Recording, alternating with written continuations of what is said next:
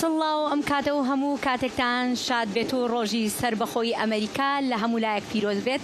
ئەمڕۆ چواری مانگی حوتی ساڵی 2027 زاینیە بەرامبەر بە سیانزەی پوشپەڕی 2726 کوردی. ئازیزان، من هێرۆ زەنگەنە لەگەڵ هاوکارم سیروان قەچۆ لێرە لە مۆڵی نیشتیمانی ئەمریکاوە بەرنامەیەکی تایبەتتان پێشکەش دەکەین. تا کۆتایی بەرنامەکە لەگەڵماندا بن و ئێوەش لەگەڵمان چێژ لە بۆنەکەی ئەمڕۆ و ئاهەنگ و مەراسیمە جۆرا و جۆرەکان وەربگرن. جالي مجي سلاف قال بينران إيرو شمية شاري تيرمهل واشنطن عبايته كفر سرانسري أمريكاية فيروز باهيان سالفاقرا بسودو بنجامين آسر خوبونا أمريكاية لدار دكفن دوی سالفاقرا دسودو بنجامین ده به صدام پیروزباهیان تایبت هاتن آماده کرن. جبری چند ماهان و دور خستن مزن دست به آماده کاریین برفره کرن داکو روژا سرخوبونه یا 2026 با آوای کی جدا پیک وره.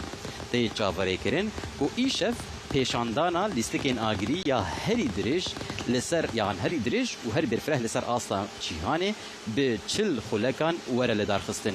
جبلی ویجی ده هجماره که پیشاندان دن وکیا فروکین جنگی کو هونجی نهاد بهیزن و گلک چالکین کو دیروکا امریکای نشان ددن. لور لقادا نشتیمانی واشنطن جهه کو امنها لینا برنامه پیروزباهیان چاری تیرمه جسی بشان پیکته دناف دجی گوتارا سروک امریکی دونالد ترامپ و داویا روژه پیکوره. ئێستاش دەچینە لای هاوکارمان هیوا سەلام کە لە مۆڵی نیشتیمانیەوە لەگەڵماندایە. هیوا سڵاو و ماندوو نەبیت پێمان بڵێ بۆ ئەمڕۆ چیت هەیە؟ کەشی دەوروبەری کۆشکی سپی چۆنە؟ و بێجگە لە کەشی گەرما دەزانین گەرمایەکی زۆر زۆرە لە واشنگتن دیسی و دەوروبەری، بەڵام کەشەکە چۆنە لەوێ؟ هێرۆ بارودۆخی واشنگتن دیسی پایتەختی ئەمریکا وەکو کەش و هەوای ئەمریکا گەرم و گوڕە. لە دەوروبەرمان بە هەزاران کەس کۆبوونەتەوە بەرەو مەیدانەکان دەچن بۆ ئەوەی بەشداری لە ئاهەنگەکانی یادی دامەزراندنی وڵاتی ئەمریکا بکەن کە ئەمڕۆ ئێوارە دۆناڵد ترامپ سەرۆکی ئەمریکا گوتارێکی تێدا دەبێت. خەڵک بە پەرۆشەوە چاوەڕێن. دوێنێ ڕۆژی هەینی دۆناڵد ترامپ سەرۆکی ئەمریکا لە باشووری داکۆتا بوو، لە ویلایەتی داکۆتای باشوور بوو لە چای ڕەشمۆر کە وێنەی سەرۆکەکانی چوار سەرۆکی ئەمریکای تێدا هەڵکەندراوە لە یاری ئاگرینەکان بەردەوام بوون. لە چای ڕەشمۆر دۆناڵد ترامپ گوتارێکیدا. هەروەها هەر لێرە لە واشنگتنی پایتەخت چەند ڕۆژێک لەمەوبەر دەقیقاً لە 24 مانگی شەشدا دۆناڵد ترامپ سەرۆکی ئەمریکا گوتارێکی پێشکەش کرد. لە گوتارەکەیدا ڕایگەیان کە ڕۆژە خۆشەکانی ئەمریکا، ڕۆژەکانی سەرکەوتنی ئەمریکا گەڕاونەتەوە. ئێستا ئێمە لە پێشەنگی ئەمریکادا دەژین. ئێستا ئەمریکا پێشەنگی جیهانە. داوای لە خەڵک کرد کە لە ئەمڕۆدا لە 4 مانگی حەوت لە ڕۆژی سربەخۆبوونی ئەمریکا دوای 250 ساڵ هەمووان بەشدار بن و بەڵێنی بە هاوڵاتیانی ئەمریکادا کە ئاهەنگەکان دەجار لە هەموو ئاهەنگەکانی پێشووتر بەرفراوانتر بن و یاریە ئاگرینەکان سەرسامکەر بن. هەروەها دڵخۆشی خۆی دەربڕی کە ئەمریکا گەیشتۆتە ڕۆژێکی لەم جۆرە و داوای لە نیشتیمان پەروەرانی ئەمریکا کرد کە هەمووان لەو ڕۆژەدا ئامادە بن. هەروەها ڕۆژی 1 مانگی حەوت لە ویلایەتی باکووری داکۆتا لە داکۆتای باکوور دۆناڵد ترامپ سەرۆکی ئەمریکا ئامادە بوو. لەوێ بەشداری کرد لە کتێبخانەی کردنەوەی کتێبخانەی ڕۆزڤالت کە 450 ملیۆن دۆلاری تێچووە و بەشێکە لە پارکی نیشتیمانی تیۆدۆر ڕۆزڤالت.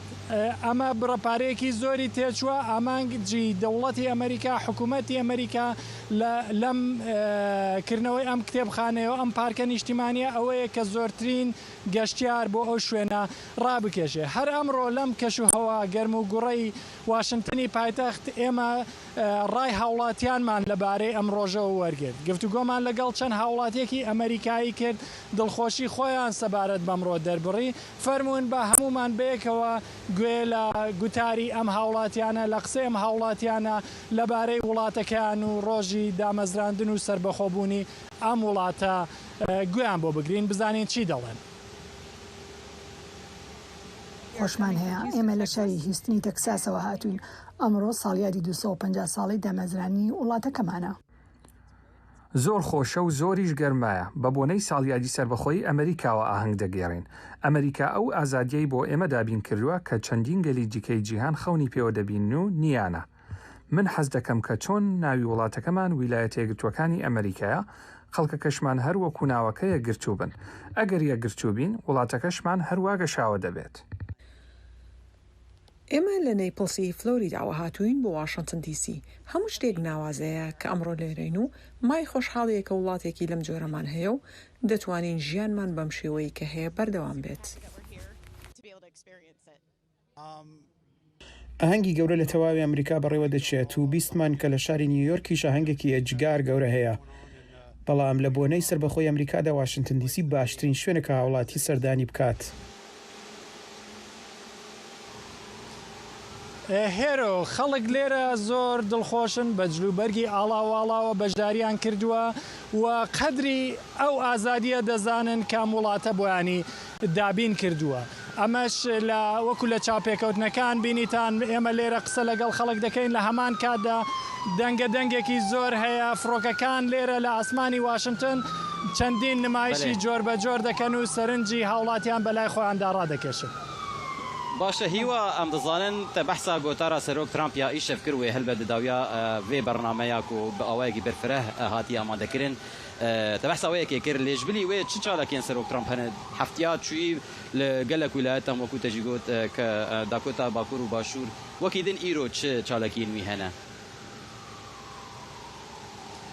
ئەمڕۆ دۆناڵد ترامپ بەگشتی لە کۆشکی سپی بووە و سەردانی چەند شوێنێکی کردووە بەگشتی هەموو بابەتەکان لە دەوری ساڵیادی 250 ساڵی ساڵیادی دامەزراندنی ئەمریکا دەخولێنەوە گرنگێکی زۆری پێدراوە و ئەمڕۆ ئێوارە دۆناڵد ترامپ لێرە دەبێت لە ناشنال مۆڵ لە مەیدانی نیشتیمانی گوتارێک بۆ ئەو کەسانە پێشکەش دەکات کە لە سەرتاسەری ویلایەتەکانی سەرتاسەری ئەمریکاوە ئامادەیان هەیە هاتوون بە پەرۆشەوە چاوەڕێی ئەو گوتارەی دۆناڵد ترامپن کەوا چاوەڕوان دەکرێت بابەتی زۆر گرنگ بوروژێنێت.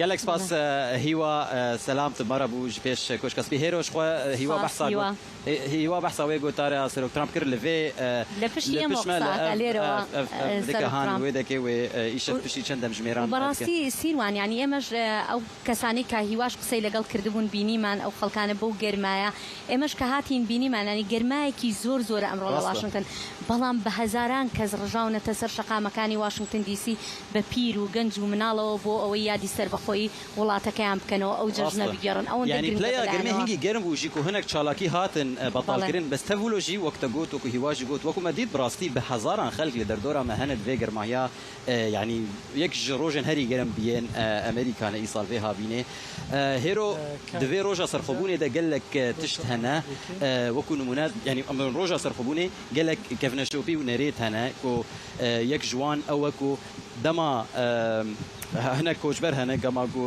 دەچن سەر لێدانە وڵاتی بوونە ئەمریکای دکن حکوومەت چت کە حکوومەت دوێ ڕۆژێدا بە هەژمارە کەس کۆم دکە و لە جهەکی وەکو بە ئاوایەکی سمبولیک بێژن ئەو هەژمارەکە نوژ وڵاتیان ئەمریکی دوێ ڕۆژێدا لە ئەمریکا زێدە بن ئەمریکا وەکو وڵاتی کۆچبەران ینی یەک جوان چالاکیان لە ماونتڤێرن جهێک و ماڵا سەرۆکی یەکەمی ئەمریکا جۆرج واشنگتۆنە لێ دەکێ ئەو یەک بوو هەفکارێ مە مەریوان حەمە ئامادە بوو لور صد کۆچبەر بوون نووترین وڵاتیان ئەمریکا کام هەڤرە لەوێ راپۆرتەهان تەماشە بکەن.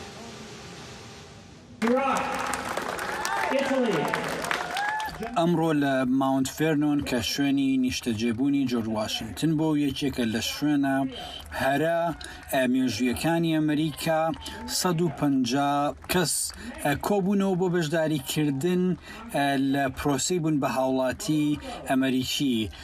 ئەم 150 کەسەکە هەتاوەکو ئەمڕۆ هاوڵاتی وڵاتانی تر بوون لە پرۆسەیەکدا بوون بە هاوڵاتی ئەمریکی. That I absolutely and yeah, it's just beyond happy, you know. It's like the memorable days of my life and become U.S. citizen. Yeah, very happy. Very happy. Yes. Thank you. Okay. ئەمە چاپی کۆتمان لەگەڵ ئەم خانما کرد کە ئێستا بوو بە ڕسمی بووە بە هاوڵاتێکی ئەمریکی ناوی ناتاشایە خەڵکی تایلاندا و ئەڵێ زۆر خۆشحاڵم بە ئەم ڕۆژە بەو هەموو بۆنانە بە هەر سێ بۆنی بوون بە هاوڵاتی بوون ڕۆژی 4 تەمووز و هەروەها یادی 250 ساڵەی ئەمریکا. Colombia, Cuba. I'm so excited. زۆر دڵخۆشم ئەمڕۆ یادی 250 ساڵەی ئەمریکایە. ڕۆژێکی زۆر گەرمە بەڵام هیچ کێشەم نییە. زۆر سپاسگوزارم کە دەبمە هەوڵاتی ئێران. خێزانەکەم لێرە لەگەڵ من، کچە بچکۆلانەکەم لەگەڵمە لەگەڵ هاوسەرەکەم. خدا ئەمریکا بپارێزێت. El Salvador.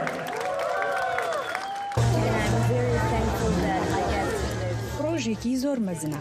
زۆر سوپاسگوزارم کە ئەمڕۆ دەبینم و دەبمە هاوڵاتی ئەمریکا. سوپاسگوزارم دوای ئەماش دەچینە دەرەوە و ئاهەنگ دەگێڕین.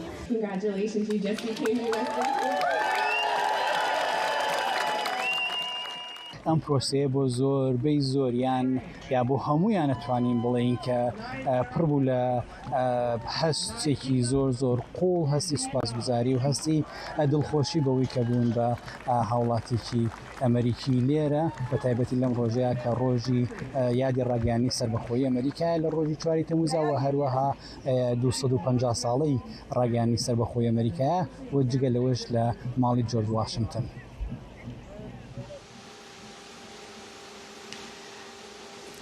بۆنەی ئەم ساڵ لەلایەن دوو دامەزراوەی جیاوازەوە ڕێکخراوە یەکێکیان ئەمریکا 250 کە گروپێکە لەلایەن هەردوو پارتی کۆنگرێسەوە پشتیوانی دارایی بۆ سازکراوە و لەگەڵ دامەزراوەیەکی پارکی نیشتیمانی کۆشکی سپی هاوکاری کردووە بۆ ڕێکخستنی ئەم بۆنە مەزنە بێجگە لە واشنگتن لە سەرانسەری ئەمریکا ئاهەنگگێڕان و بۆنەی جیاواز ڕێکخراوە.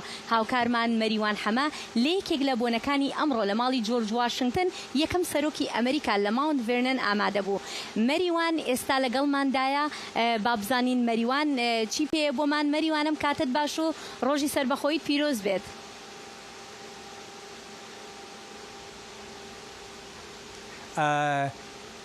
بەڵێ لە ئەم بەیانی ئەمڕۆ ڕۆشتین بۆ ماڵی جۆرج واشنگتن لە ماونت ڤێرنۆن تقریباً نیو ساعتێک لێرەوە لە باشووری دیسیەوەیە. ئەم شوێنێکی زۆر مێژوویە ساڵانە نزیکەی ملیۆنێک کەس سەردانیەکەن بۆ بەرزڕاگرتنی یادی یەکەم سەرۆکی ئەمریکا کە سەرکردایەتی بەدەستێنانی سربەخۆیی و هەروەها ئەو سیستەمی دیموکراسی و ئازادی کە لە ئەمریکا هەمانە داینا. لەبەرەوە لە ڕۆژی 4 مانگە 4 هەموو ساڵێ لێرە خەڵک ئەو یادەکەنەوە چەندین چالاکی تیا ئەنجامە درێت لەوانە وەکو لە ئەو راپۆرتەیە باسمان کرد پرۆسەی بوون بە هاوڵاتی چالاکی تری تیا ئەنجامە درێت نزیکەی 8 ساعت چالاکی هەیە. چالاکی تر وەکو یەکێک لە چالێکەکانی تر بریتی بوو لە نمایشی نواندن بە جلوبەرگی ئەو سەردەمی شۆڕژگێڕی لە ئەمریکادا. ئێستش هەنێک کلیپمان لەو بارەوە هەیە بە تەماشایان بکەین. چالاکیانەی کە ئەمڕۆ لێرە کرێت ڕۆژێکی تەواو پڕ لە چالاکیە بریتیە لە نواندنی بۆ ئەو سەردەمەی کە سەردەمی شۆڕژگێڕی ئەمریکا بوو کۆمەڵی خۆبەخش بە جلوبەرگی ئەو کاتە و بە چەک و تەقەمەنی ئەو کاتەوە نواندنەکەن بۆ پیشاندانی ئەوەی ئەو ڕۆژانە چۆن بوون و کەسێکیش بە جلوبەرگی جەنەرال واشنگتنەوە لێرە قسەیان بۆ کات.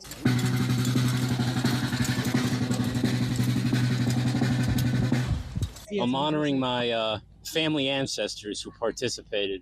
ئەوتی هەست و سۆزێکی زۆر تایبەتی هەیە هەستەکە لە باو باپیرانیەوە نزیکە کەوتی باو باپیرانی بەشدار بوون لە شۆڕشی ئەمریکا و جەراوتی 12 ساڵەیە بۆ ئەم بۆنەیە. ئەم ساڵ تایبەتە لەبەرەوەی یادی 250 ساڵەی ئەمریکایە وەوتی ئەوەیەوێت بۆ 250 ساڵی تر ئەمریکا هەر هەوڵ بدات لەوەی کە دەوڵەت بنیاد بنێت چونکە لێرە وتە هەیە کە ئەمریکا هەمیشە هەوڵەیە بۆ ئەوەی کە ویلایەتە یەک ویلایەتە یەکگرتووەکان باشتر بکرێت. ئەوتی ئەوە ئومێدەکێتی وەوتی ئەمڕۆ هەستەکە زۆر لە باو باپیرانیەوە نزیکە و پیرۆزبایی ئەم ڕۆژە شکات.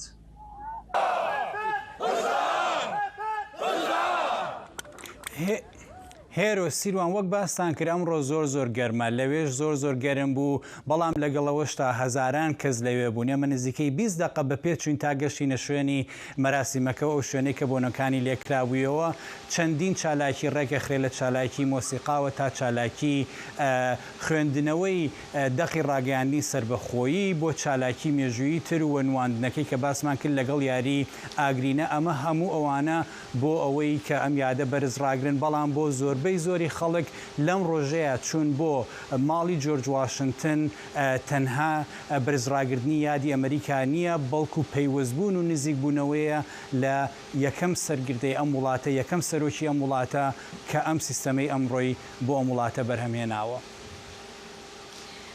سپاس مەریوان. سیروان یەک شت کە ئێستا مەریوان باسی کرد کە خەڵکەکە چەندێک پەیوەستن بە بابلین بۆ سیستەمەی ئەم وڵاتی پێکێناوە بۆ ڕۆژی سەربەخۆییان ئێمە ئەم کاتێ هاتین بۆ ئێرە و لە بەناو واشنگتنە هاتین ینی ئەوەی کە سەرنجڕاکێش بوو بینیم خەڵکەکە بێجگەلەوەی کە چۆن وڵاتەکەیان بە وڵاتە یەکگرتوەکانی ئەمریکا یەکگرتوویەک بە خەڵکەکەەوە دیارە ئاویان بە یەکتریەدا خەڵک لەوێ دانیشت بوو ئاویانەدا بە خەڵکی ینی ئارتێش ئەمریکی ژیان ناشنال گارد باڵنگاردی نیشتیمانی ئاویان بەسەر خەڵکا بڵاوە کردەوە هاوکاری خەڵکەکەیانەکردن جا ئێستا پاش کەمێکی تر ینی پشتی ئێمە هێشتا بەتاڵە خەڵک نەهاتوە چونکە مەڕاستیمەکە لێرە لە پاش کاتژمێر 5 ئێوارەوە دەستەکە بۆیە هێشتا چۆڵە بەڵام خەڵکەکە هەمووی لەسرە ینی 2 سعات 3 سعاتە لەسرە ڕاوەستاون تا بتوانن بێنە ئێرە و گوێ بگرن لە وتاری سەرۆکیان. ڕاستەژ ینی گەرمێ تەسیر لەوەیەکێ نەکرد.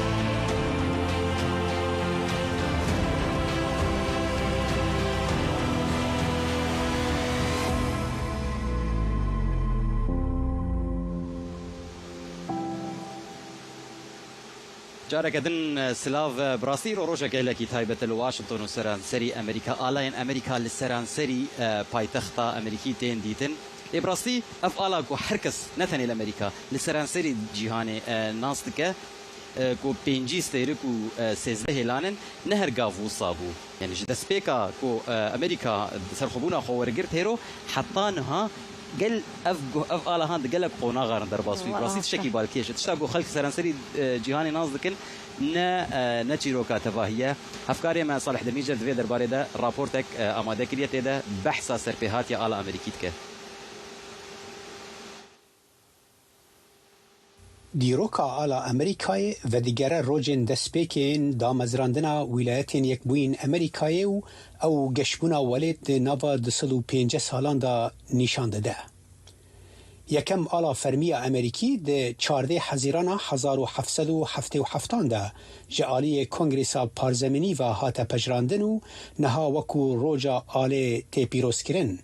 کنگرسه و دمه بریاردا که دوی 13 خیزن سور و سپیین لسر هفو 13 سترکن سپی لسر روبرک شین لسر آله هبن که سمبولا 13 کلونین اوریجیناله. هر که امریکا برفره بو آلهات گوهرتن دا که زیده بونا ولایتان نشان بده.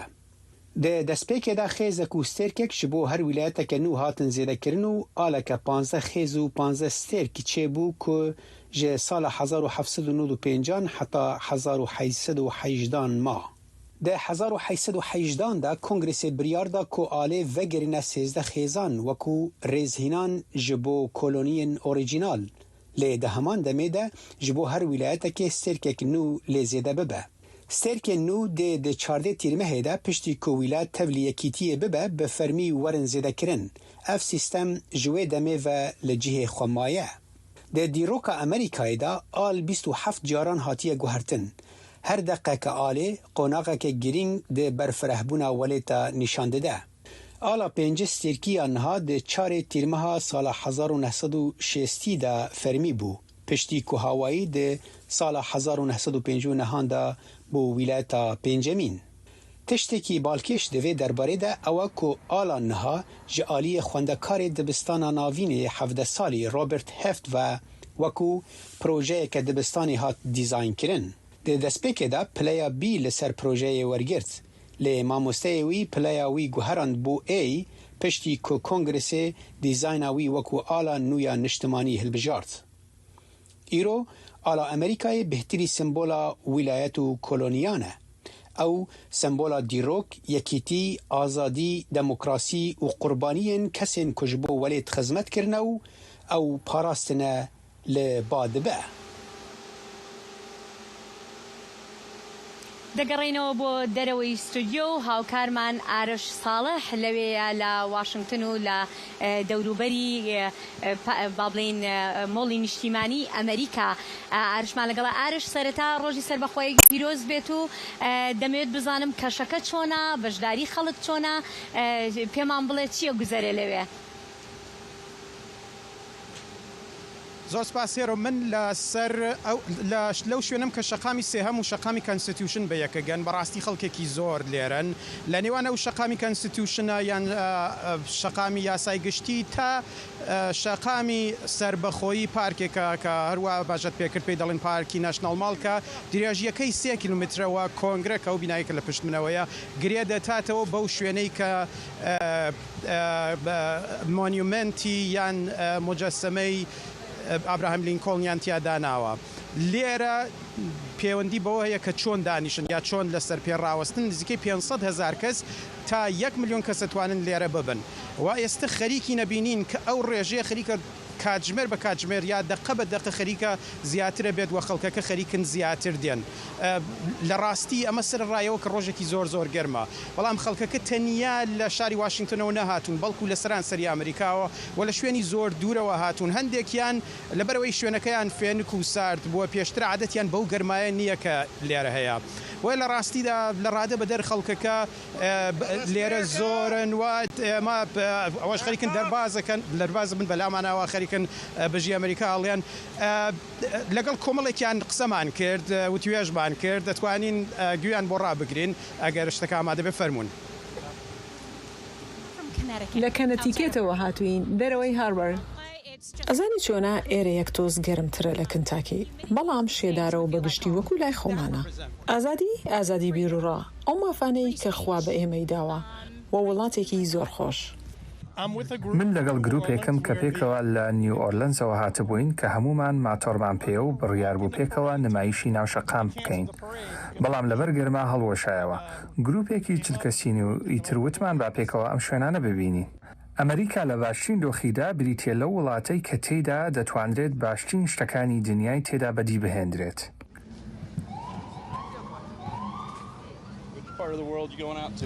بەڕاستی دووشتی سەرەکی لێرە گرینگن ئێستا یەکێک گەرمە و ئەوەی کە خەڵکەکە بتوانن بە ڕێژەی پێویست ئاو بخۆنەوە کە بە شێوازی کارتی جیاواز کە وەکو ئەو کارتانی کە لە گۆڵفا بەکاردێن سیارەی گۆڵف خەریکن ئاو بڵاو دەکەنەوە لە ناو خەڵکەکەیەوە بە خەڵکەکە ڕادەگەنەوە یەکێکەوە یەک بابەتێکی تریش بابەتی ئاسایش و سەکیوریتی ئێرە یەکە بەشە جیاوازەکانی ئێرە لە پۆلیسی مترۆپۆلیتەنەوە واتە پۆلیسی واشنگتن دیسیەوە هەتا پۆلیسی سیکرێت سەرویس و شوێنە جیاوازەکان لێرە بەشداریەکەن لە پاراستنی ئاسایشی ئێرە. ڕاستی تشتێکی خۆشە ئارش لە عالیەکی هەنێک ئاوێ بەلاو دەکەن لە خەڵکێ و لە عالیەکی دیژی وەختام دەهاتن ئەز و هێرۆ و هەفکارامە بێریڤان یوسفی وەختام دەهاتن هەنێکە باوشینگ ئەوەی گۆژ خۆش یاری بەلاتکردن لە خەڵکی تشتێکی باڵکێش و گەلێک سپاس ئارش. سپاس. بەڵێ ڕاستە مەریوان بەڵێ ئارشین بمەڕی ئارش دەتخواست تشتێکی بێژە وەرە. ئارش بڵێ گوێمان لێ بەڵێ خەڵکەکە لێرە خەریکن زۆر لە ڕادە بەدەر زۆرەکەن و ئەگەری هەیە هەر کاتەگەری هەیە لە ترایپادەکەمان بدەن و وەریگەڕێن لەبەرەوەی بەڕاستی ئەوەندە خەڵکەکە زۆرن کە جیان نابێتەوە لە ناو شوێنەی کە ئێمە ڕاوەستاوین لێرەدا شوێنێکی پیادەڕەوەی زۆر گەورەشە و خەریکن هێدی بەر یەکەکەوین بەڕاستی بەڵام ئەزانم یانێ وەکو ئەوەی مێژووی ئێرەش بەڵێ ئارش قسەکە تاوەکە فەرموو باسی مێژوو تەکرد. بەڵێ ئەزانن کە ئەمە لە ڕاستیدا 4 جوولای یەکەم ڕۆژ نەبووە کە ئەو ڕاگەیاندنی سەربەخۆیە لە کەم جار واژۆکراوە. ڕۆژی 4 جوولای تەنیا 2 کەس واژۆیان کردەوە، بەڵکو ڕۆژی 4 جوولای و ڕۆژە بووە کە ئەو کۆنگرەی کانتیننتاڵە بە تەواوەتی دەنگی هەموو لایەنەکانی وەرگرتووە و توانویەتی بیکات بە ڕۆژی سەربەخۆی. ئەگینا قەرار بوو ڕۆژی 2 جوولایش بێەوە. تەنانەت ئەو کاتەش باس لەوە کراوە لە ڕێبەرانی ئەمریکا باسییان لەوە کردووە کە داهاتوەکانی ئێمە ڕۆژی 2 جوولای یا 2 حوت وەکو ڕۆژی سەربەخۆی بەبیر دێننەوە، بەڵام هێدی کاتەکە گۆڕانی بەسەرا هاتووە 4 جوولای وەکو ئەو ڕۆژای تر بیر دەکرێتەوە. بەڵێ سپاس ئارش، کاتێکی خۆش جارێ و هیوادارم بڕۆیتە شوێنێکی فێنک و ئاویش بخۆیتەوە. سپاس دەکەین. سپاسارش. هێرۆ تشتا گۆهارێش بەحث دکردن هاشخوا ئەوژی الجەمە بوو، یعنی ئەف ناشنال مۆل کۆ ژڤر ژێ پشمە حتا ئاڤاهیا کۆنگرسا ئەمریکی کۆ ئاڤاهیا ئۆفیسێن دەنگی ئەمریکا ژی لورن تەنێ بەح وەکو ئارێش کوت ئەم تەنێ بەحسا 3 کیلومترا دکن ژنها و حتا داویا شەوێ وێ بە هەزاران ئەز نزانم وێ هەژمار چەندە بەس وێ بە 10,000 کەس لەبەر ئامادە بن. ئەمە هێشتا گەرمە، جا پاش چەند کاتژمێرێکی تر فێنکتر ئەبێ خۆرەکە کەمە بێتەوە. ئێستا کاتژمێر نزیکەی 5 ئێوارەیە بە کاتی واشنگتن، هێشتا خۆر گەرمە. ڕاست ئەس بێژم هێدی وەختا ببێ دەما گۆتارا سەرۆک ترامپشی وێ بێتر خەڵک وەرن لێدەکێ ئامادە بن وەک من گوت ئەف سەحنا الپشمە وێدەکێ سەرۆک ترامپ گۆتارە خۆ یا چارێ تیرمە هەیە پێشکەش بکرد. بەڵێ.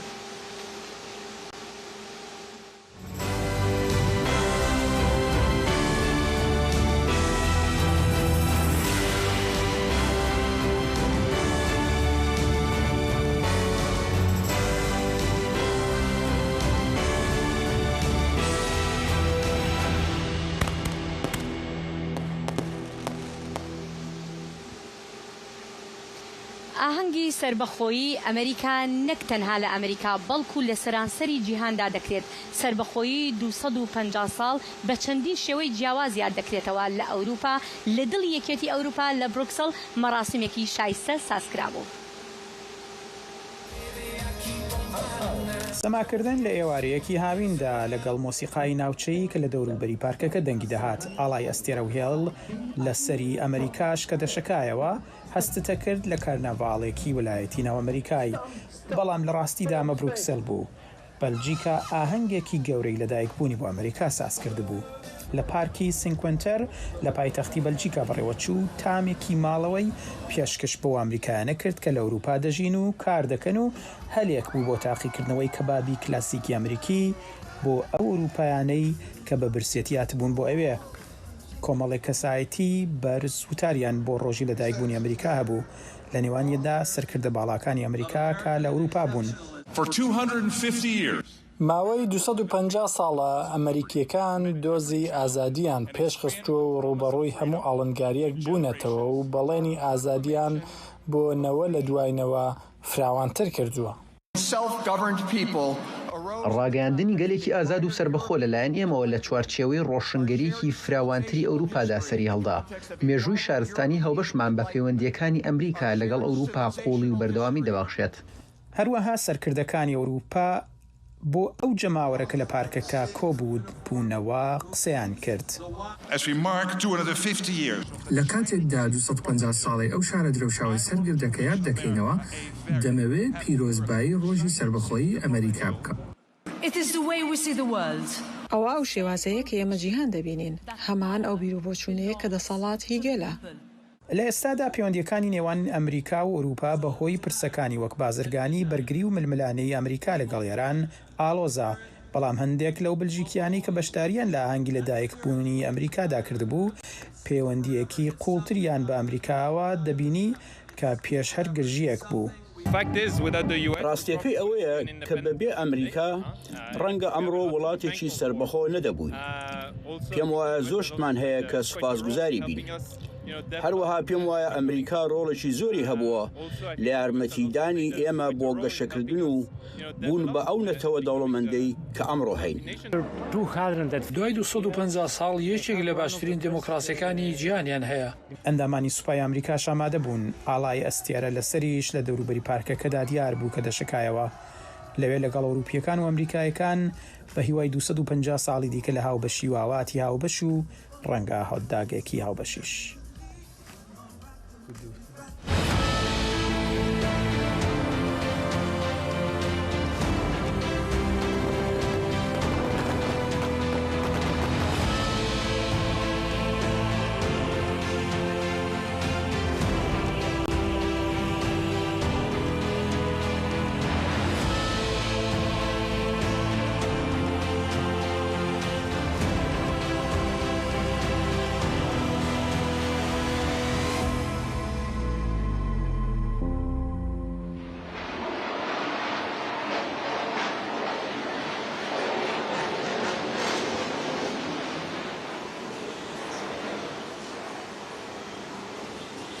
لە ڕێژێکی وەکو ئەمڕۆدا و لە ساڵی 1872 منداڵێک لە ویلایەتی ڤێرمۆنت لەدایکە بێت، بەڵام پاشان ئەو منداڵە دەبێتە 30هەمین سەرۆکی وڵاتە یەکگرتووەکانی ئەمریکا. با پێکەوە زانیاری زیاتر گۆڕاگرین. کالڤن کۆڵێج سێهەمین سەرۆکی ئەمریکا و تەنها سەرۆکی ئەم وڵاتەیە کە ڕۆژی لەدایکبوونی هاوکاتە لەگەڵ ڕۆژی لەدایکبوونی ئەمریکادا. ئەو لە 4 مانگی حوتی ساڵی 1872 لەدایک بوو، ڕۆژێک کە هاوکاتە لەگەڵ یادی سەربەخۆی ئەمریکادا. ئەمە وای کردووە کە کۆڵێج یەکەم و تاکە سەرۆکی ئەمریکا بێت کە لە هەمان ڕۆژی دامەزراندنی وڵاتەکەی لەدایک بوو بێت. ڕاستیەکی مێژووی سەرنجڕاکێشیشە. لەبەرەوەی لە ڕۆژی سەربەخۆیدا لەدایک بووە، ژیانی کۆڵێج بۆ زۆرێک لە ئەمریکایەکان سمبولی پەیوەندیەکی تایبەتە لە نێوان مێژووی وڵات و ڕێبەرایەتی سیاسیدا. ئەم هاوکات بوونە تا ئێستا بە یەکێک لە ڕاستیە سەرسوڕهێنەرەکانی مێژووی سەرۆکایەتی ئەمریکا دادەنرێت.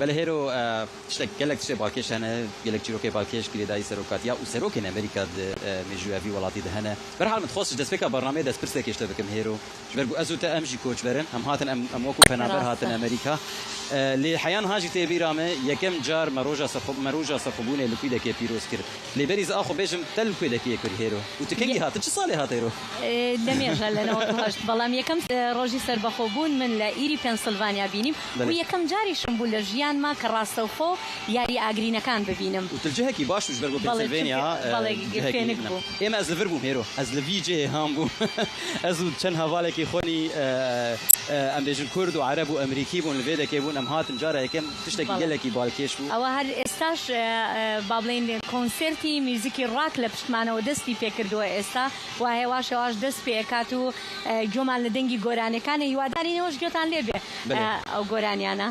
بله گلی بیناران یک جتشتین بالکش این پیوندیا و روزه به روزا سرخوبون امریکا هی اوکو دو سروکین امریکی ده همان روزه دمرن لی بالکشیاوی که اوکو جان آدمز و توماس جفرسون وکو دو باوین دامزرینر ین امریکای روزا چاری تیر ماه 1050 مرن آکو روزا سرخوبون امریکای ده کام به هفره راپورت هفکارا خوانشوان رضا تماشا بکن.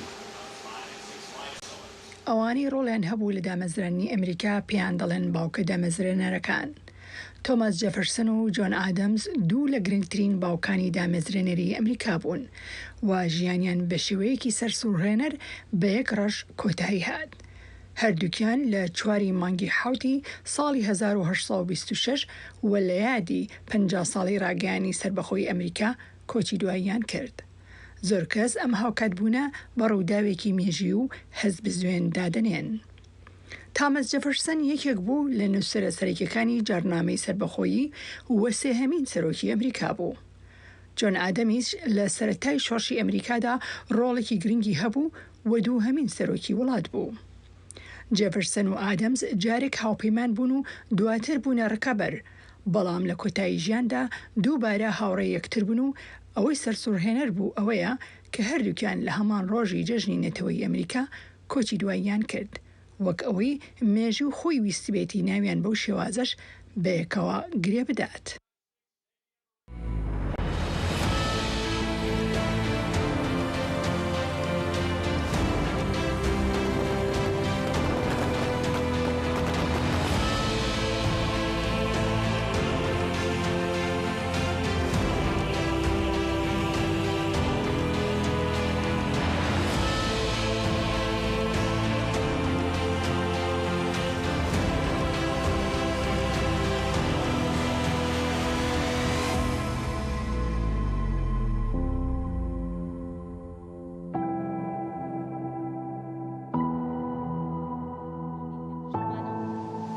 سیروانەوە ئەبینین لە پشتمانەوە نمایشی فڕۆکە لەو کاتەوەی یان لە بەیانیەوە بار ئەم ڕۆژ نەبووە لە دوێنێەوە ئەم نمایشە دەستی پێ کردووە و ئەمڕۆ زۆر ینی لە بەیانیەوە نمایشی فڕۆکە و چەند جارێک ئەبینین فڕۆکەکان بە پشتمانە دێن و ئەڕۆن ئێستا هێرۆ هەر یەک جوان چیرۆکە کوێ هەیە هەر یەک جوان دەبێژن وێ دەکەی بێژەر لە پشمە دەبێژن چ ساڵی هاتنە دامەزراندن چ ساڵی هاتنە ئامادەکردن ئەف جورەیەن فڕۆکەیەن جەنگێ دچ شەڕێ جیهانی یعنی شەڕێک و ئەمریکا تێدا بەشدار بووە بەشدار بوونە باڵکێشە شتێکی زۆر باڵکێشە بێجگەلەوەش ینی ئەمە هەموو نمایشی هەموو بابڵین جونگەکانی لەشکری ئەمریکایە بێگومان ئەمە هەمووی بابڵین هێزی دەریایی بەشدار بووە لە مەراسیمە هێزی ئاسمانی بەشدار بووە لە مەراسیمە هەمووی بابڵین هەمووی پێکەوە ئامادەکاریەکان کردووەم نمایشە جوانە کە ئێستا لێرە بۆ ئێمە ئەنجام دراوە ئەیبینین ئەو نمایشە لە شاشەکە بەڵێ ئەوەی زۆر جوان بوو بەلای منەوە پەڕۆشتوانەکان بوون سیروان کە بینیمانە هاتنە خوارەوە ئەوژی بەشێک ژوێن نمایشە هان و نەها باوایەکی زندی ئەم دبینن تەماشەوان دبینن و یەک جوان ینی جورەیەک جوان جورەیەن جەنگ ئەفرۆکیان جەنگی ئامادە بوون لێژ بلی واژی هەلیکۆپتەر هەبوون چاپەرێ ئەمریکی هەبوون بە گەلێک شێوەیان ینی تشتێکی لە پڕێکا دەنگەکە دێت بەڵام دوایی ئیتر لەگەڵ دەنگەکەیە کۆمەڵێک نمایشی جیاواز ینی ئەو ڕەنگی ئاڵە واڵایە بڵاوەکەنەوە با بڵێن ڕەنگەکانی ئاڵای ئەمریکا هەمووی بە ئەویان بەڕاستی دیمەنێکی زۆر جوانە هەتا سەیریکەی چاولەی تێر نابێ و هێرۆکو ئاگاهیەکیش بوو بینەران ئامادەکاریاش بۆ ئەڤوەکو ڕاهێنان ژوار تێدیتن هەلبەت بەری وێ بمەهان ئامادە دکەن ژۆرە ئۆقیانوسی ئەتلانتیک یان ژیە ئارام ینی بە ئاوایەکی هێمن مەهان ئامادەکاریش بۆ vê نمایشە نیو ساعتی نیو دەمژمێری تێکردن بڕاستی و بدەهان ئەگەر نە بێتر بەڵێ بێگومان و سیروان هەرچەنە لە سەرانسەری ئەمریکا ینی ئەمڕۆ لە سەرانسەری ئەمریکا ئەم بۆنەیە 250 ساڵی ئێمە ڕاستە هەموو ساڵێک یادی سربەخۆیی ئەکرێتەوە بەڵام ئەم ساڵ جیاوازەکی لە چیە بۆ ئەم ساڵ جیاوازەکی لەوەیە کە 250 ساڵە و سەرۆک ترامپ بەڕاستی گرنگیەکی زۆری بەم 250 ساڵیە داوە ئێستا لێرەیە و ینی ئامادەکاریەکی زۆری بۆ کراوە بۆیە ینی بە مەراسیمە جیاوازەکانەوە ئێستاش با بڵین کۆنسرتی میوزیکی لە پشتمانەوە دەستی پێ کردووە ئەوە لە پشمە هێرۆن هاال سەر ئەکرانێن دەنگی ئەمریکا بە ئەوایەکی ڕاستەخۆ تێ وەشاندن نفس هەمان دەنگێک و ئەم نهال پشت خۆ دەبهیزن لە سەر ئەکرانیش دەرکەوێ بەرنامەیەکە پڕ و تژە هاتیە ئامادەکردن بۆ و بێگومان ئەم بەرنامەیە بەردەوام ئەبێ هەتا ئەم شەو پاش ئەوەی کە سەرۆک ترامپ وتارەکەی پێشکەش ئەکا و پاش وتاری سەرۆک ترامپ یاری ئاگرینەکان ئەنجام ئەدرێ کە وەک باس ئەکرێ کە وەک ئەو ئامادەکاری بۆ کراوە دەڵێن یەکێک دەبێت لە گەورەترینەکان لە جیهاندا کە ڕیکۆرد ئەشکێنێ بۆ ماوەی نزیکەی 40 خولەک بەردەوام ئەبێ و هیچ شتێکی وا پێشتر لە وڵاتی یەکگرتووەکانی ئەمریکا یان لە جیهاندانە بۆ تەنانەت ڕیکۆردی ئەوەی فلیپین ئەشکێنێ کە ئێستا لە ڕیکۆرددایە کە لە ساڵی 2016 گەورەترین یاری ئاگرین لەوێ کرابوو دەڵێن ئەمە ڕیکۆردی ئەوەش دەشکێنێت ڕاستە دەبێت و بگشتی ینی بناوێنجی ئەم بێژن راپۆرتێن ئەمێ بگورە ئەم بێژن ئەڤ نمایشە هانگۆ تێکردن دناوبەرە حەفدە بۆ 20 خولەکان ئەڤای و بگهێت 40 خولەکان دەرۆ ڕاستیژی وێتێکە بە تۆمارێن گەنزدن بەڵێ ئەمریکا لە ئەنجامی خەبات بۆ سربەخۆیی دروست بووە پاشان بوو بە یەکەم نمونەی دیموکراسی لە جیهاندا جا ئازیزان هاوکارمان ئارش ساڵح وتوێژێکی لەسەر بەهای دامەزرێنەرەکان و هەروەها دیموکراسی ئەمریکا ئەم وتوێژەی لەگەڵ یاردەدەری پرۆفیسۆر جێنەفەر ڤیکتەر ئەنجام داوە با پێکەوە گوێ لێ بدرین. زۆر سپاس دکتۆر ڤیکتەر بۆ بەشداریتان لەم بەرنامەیەدا پرسیار یەکەمەوەیە کە وڵاتی یەکگرتووەکانی ئەمریکا بە شۆڕش لەدایک بوو ئەمریکا بە شۆڕش لەدایک بوو ئایا ئەو شۆڕشە چ ڕۆڵێکی هەبوو لە شکلدان و فۆرمدان و بیچمگرتنی دامەزراوە دموکراتیکەکان لە وڵاتە؟ Yeah, well, it was quite profound, the revolution. بەڕاستی شۆڕشەکە زۆر خۆڵ بوو پێم وایە زۆرجار کاتێک بیر لەو خۆناغی مێژووی ئەمریکا دەکەینەوە لە بیرمان دەچێت کە چەند درێژ خایەن بوو ئەم ساڵ یادی 250 ساڵی سربەخۆیی ئەمریکا دەکەینەوە بەڵام ئەوی لە ڕاستیدا یادی دەکەینەوە ئەوەیە کە لە ساڵی 1976دا ڕاگەیانی سربەخۆیی واژۆ کرا بەڵام ئەو بەڵگەنامەیە نەوڵاتێکی دامەزران نەحکوومەتێک و نەشەڕێکی کۆتایی پێهێنا ئەو ڕاگەیانە لە زۆر ڕۆوە گرنگ بوو وەک بەڵگەنامەیەکی هاندەر و خاڵێکی گرنگی مێژووی بەڵام لە ڕووی بەڕێوەبردننی حکوومەتەوە کاریگەری ڕاستەوخۆی زۆری نەبوو. دوای نزیکەی ساڵێک شەڕدەستی پێکردەوە و شەڕی شۆڕژگەڕی بۆ 5 ساڵی تر بەردەوام بوو. لەبەر ئەوە دامەزرانی ئەمریکا وە وڵاتێکی سربەخۆ لە بەریتانیا هیچ کاتێک لە سەرەتاوە شتێکی مسۆگەر نەبوو. زۆرجار لە ماوەی شەڕەکەدا وا دەردەکەوت کە بەریتانیا دەیباتەوە چونکە زۆر باڵا دەست بوون. لە کۆتاییدا وەک هەمومان دەزانین ئەمریکا سەرکەوتوو بوو، بەریتانیا پاشێکشی کرد، دواتر هەوڵدرا حکوومەتێکدا بمەزرێت سەرەتا لەژێر بەڵگەنامەیەک بە ناوی بەندەکانی کۆنفدراسیۆن. لە سەرەتای ساڵانی 1970کاندا هەوپەیمانێکی زۆر لاواز بوو کە زیاتر لەسەر ئەو سێ کۆلۆنیە دامەزرا بوو کە دایانویست سربەخۆیی خۆیان بپارێزن. هەر یەکێک لەوانە کەلتور درا و یاسای خۆی هەبوو و پاراستنی ناوخۆی و هەرێمایەتی بۆیان زۆر گرنگ بوو. بۆیە لە دامەزرانی حکوومەتێکی بەهێزی ناوەندی دەترسان چونکە تازە دژی شتێکی لەو جۆرە شەڕێکیان کردبوو. بەڵام ئەو هاوپەیمانەتێ سەرکەوتوو نەبوو، کەمتر لە 10 ساڵ بەردەوام بوو. دواتر گەشتنە ئەو ئەنجامەی کە ئەم سیستەمە کار ناکات. توندوتیژی هەیە، بازرگانی ناکرێت، ڕێکەوتن ناکرێت و کێشەی ئابووری هەیە. بۆیە کۆبوونەوە بۆ چاکردنەوەی بەڵگەنامەکە.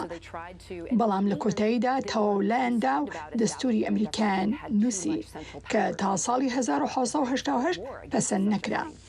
کەواتە ماوەیەکی زۆر هەیە لە نێوان ڕاگەیانی سربەخۆی و سەرەتای ئەو حکوومەتەی کە ئێستا بە وڵاتی ئەمریکا دەیناسین.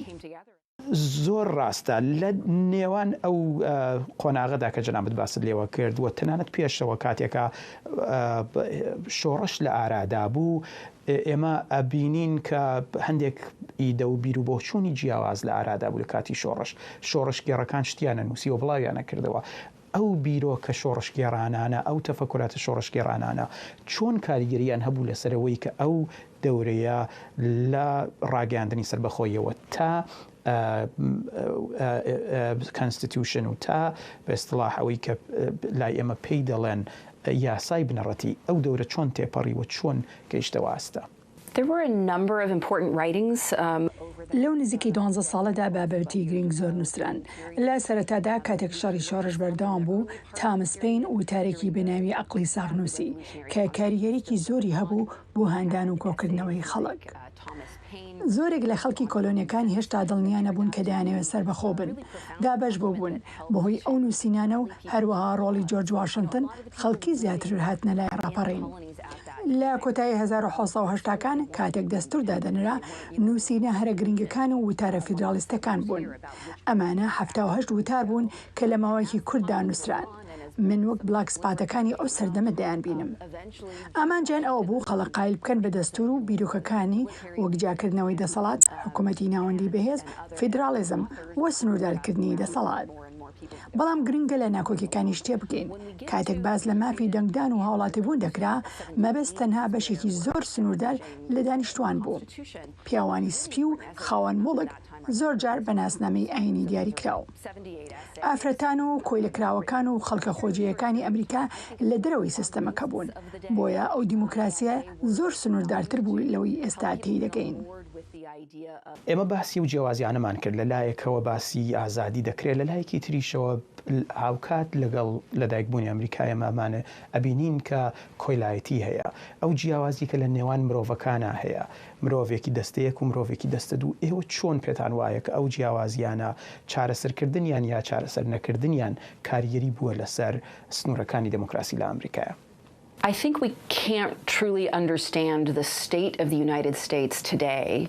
پێم وایە ناتوانین ئەمریکای ئەمڕۆ باش تێبگەین بە سەرکەوتن و کێشە و ململانەکانەوە ئەگەر لە ڕابردووی نەگەین. کاتێک دەستور پەسەند دەکرا، یەکێک لە گرنگترین بابەتەکان کێشەی کۆیلەداری بوو. لەسەر ئەو بابەتە جیاوازی بیرۆڕا هەبوو. لە کۆتاییدا ئەوانەی پشتیوانیان لە بەردەوامبوونی کۆیلەداری دەکرد پتر پابند بوون بە بۆچوونەکانیان. ئەوانەشی دژی بوون، هەرچەندە لە بنەڕەتدا دژی بوون، بەڵام بەرژەوەندی تریشیان هەبوو. بۆیە ڕێکەوتنێکیان کرد کە لە کۆتاییدا کۆیلەداری کردە بەشێک لە دەستور. بەپێی ئەوە کۆیلەکراوان تەنها بەسێ لەسەر 5 مرۆڤێک هەژمار دەکران. ئەمە شێوەیەکی ڕاستەوخۆی نامرۆڤکردنی مرۆڤ بوو. ئەم ڕێکەوتنا بووە هۆی ئەوەی دەستور پەسەند بکرێت، بەڵام لە هەمان کات کۆیلەداری یاسایی کرد. ئەو بارودۆخە نزیکەی 80 ساڵێک بەردەوام بوو تا کێشەکە لە 1960ەکاندا بوو بە شەڕی ناوخۆیی ئەمریکا، شەڕێکی خوێناوی کە لە کۆتاییدا بە کۆتایی هێنانی کۆیلەداری گەیشت. با بینە ئێمڕۆ لێرە لە دموکراسی ئەمریکاییدا شتێکی زۆر گرنگمان هەیە کاویش جیاوازیە لە نێوان بەشەکانی جیاوازی دەسەڵاتدا بەشە جۆر بە جۆرەکانی دەسەڵاتدا. چۆن پێتان وایە کە ئەوە یارمەتی دەرە بە ئەستوندەکانی تری دموکراسی، چۆن پێتان وایە کە ئەوە یارمەتی دەرە بە بەشەکانی تری دموکراسی و چۆن ئەی خنە ئەو کانتێکستەوە کە دموکراسی چۆن ئیش دەکات لێرە؟ So the idea in the United States, as it was designed, کاتێک دامەزرێنەرانی ئەمریکا دەستوریان دەنووسی دەیانزانی پێویستیان بە حکوومەتێکی ناوەندی بەهێز هەیە چونکە سیستەمی پێشوو شکستی هێنابوو، بەڵام هەروەها نەیان دەویست پاشایەک هەبێت، دەیانویست شتێک وەک دیموکراسی دروست بکەن، هەروەها بە هەڵە پێیان وابوو کە حیزبە سیاسەکان خراپن و دەبنە هۆی دابەشبوون و توندەتیژی. بیرۆکەکەیان ئەوە بوو کە دەتوانن کۆمەڵێک دامەزراوە دروست بکەن کە بە شێوەیەکی دامەزراوەی یەکتر کۆنترۆل بکەن و پێویست نەبێت حەزب دروست ببێت. بەڵام هەڵیان کرد. ئێستا دەزانین کە دیموکراسی بەبێ حیزبی سیاسی کار ناکات. حیزبەکان گرنگن بۆ ڕێخستنی خەڵک، دیاریکردنی بربژێر و ڕێخستنی دەنگدەران. بۆ کۆنترۆلکردنی دەسەڵاتیان دابەش کرد بە سێ لق: لقی یاسادانان، لقی جێبەجێکاران و لقی دادوەری. هەر یەکێک دەسەڵاتێکی بەسەر ئەوانی تر هەیە بۆ ڕێگری لە کۆبوونەوەی دەسەڵات. تۆخمێکی تری گرنگی فیدرالیزم بوو. حکوومەتی فیدراڵە و حکوومەتەکانی وڵایەت ئەمانە لە هەندێک بواردا هاوبەشن و لە هەندێک بواردا پێکەوە ناگونجن. هەموو ئەم سیستەمانە بۆ سنووردارکردنی دەسەڵات دروست کران، بەڵام حیزبەکان هەر پێک هاتن. ئەمڕۆ کێشەیەکی گەورە ئەوەیە کە هێشتا لە ناو سیستەمێکدا دەژین کە بەو بیرۆکەیە دامەزراوە کە حیزب نییە، بەڵام لەسەری سیستەمێکی حیزبایەتی زۆر بەهێز دانراوە. ئەمە بۆتە هۆی ناسازکاری و کارنەکردنی هەندێک دامەزراوە. بۆ نمونە ئێستا دەبینین سەرۆکی هەنووکەی دەسەڵاتی زیاتر کۆ دەکاتەوە لە کاتێکدا کۆنگریز ناتوانێت وەک پێویست کۆنترۆلی بکات. دەستور میکانیزمی لە پێچینەوەی لە پۆسی سەرۆک کۆماری داناوە بۆ کۆنترۆلکردنی سەرۆک، بەڵام ئەو میکانیزمە لە مێژووی ئەمریکادا بە شێوەیەکی تەواو سەرکەوتو بەکار نەهاتووە و یەکێک لە هۆکارە سەرەکیەکان بریتیە لە کاریگەری حیزبایەتی. دکتۆر جەنیفەر ڤیکتۆر، زۆر سپاس بۆ ئەوەی کە ئەمڕۆ لەگەڵمان بووی و بانگهێشتەکەت قبول کردین.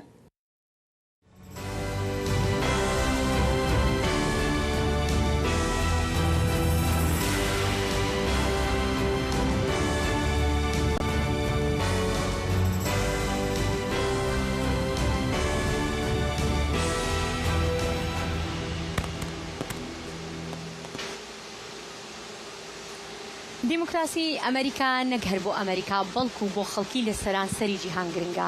ڕۆشنبیران و ڕۆژنامەوانان لە هەرێمی کوردستانەوە بەم شێوەیە باز لە گرنگی دیموکراسی ئەم وڵاتە دەکەن.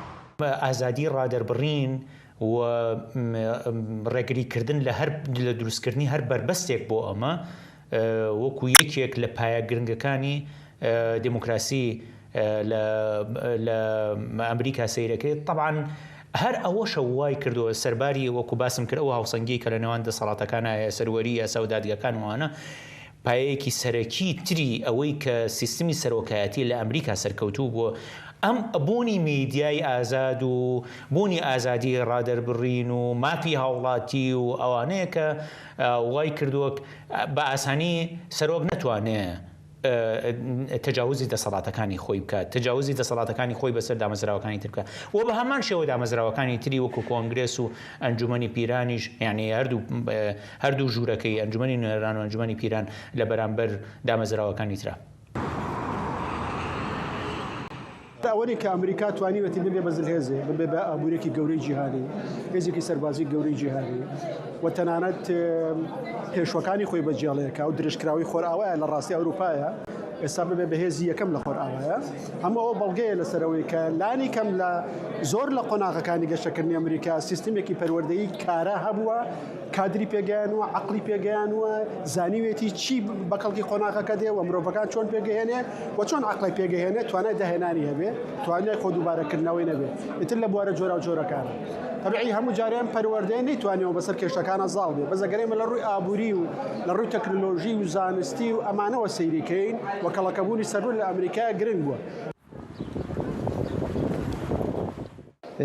لە ڕاستیات لە دنیا شۆڕش زۆر ڕوویاوە بەڵام شۆڕشی ئەمریکا جیاواز لە شۆڕشەکانی دیکە میراتەکەی تەنها بۆ ڕزگارکردنی خاکەی خۆی نەبوو لە ئینگلیز یاخود دروستکردنی دەوڵەتی ئەمریکا بەڵکو میراتە واتاییەکەی میراتە هزریەکەی چەمکەکانی کە خزمەتیان بە ئازادی کرد و پەرەسەندنی ئازادیەکان لە ئەمریکایە شۆڕشێک بوو کە بۆ هەموو دنیا بەکەڵک هات وێن بیرمانە چێ ئەو شۆڕشە دەستوری ئەمریکای بەرهەمێنا لە دەستوری ئەمریکایە دواتر هەر ئەم دەستور بناغە بۆ گەڵاڵەنامەی 1940 مافەکانی مرۆڤی نەتەوە یەکگرتوەکان کە ئەمڕۆ ئەگەر پێگاتەیەک کەمینەیەک ئینسانێک ژنێک کۆیلەیەک مناڵێک بێ مافەکەی بسەنێت ئەگەڕێتەوە بۆ 1940 گەڵاڵەنامی مافەکانی مرۆڤ.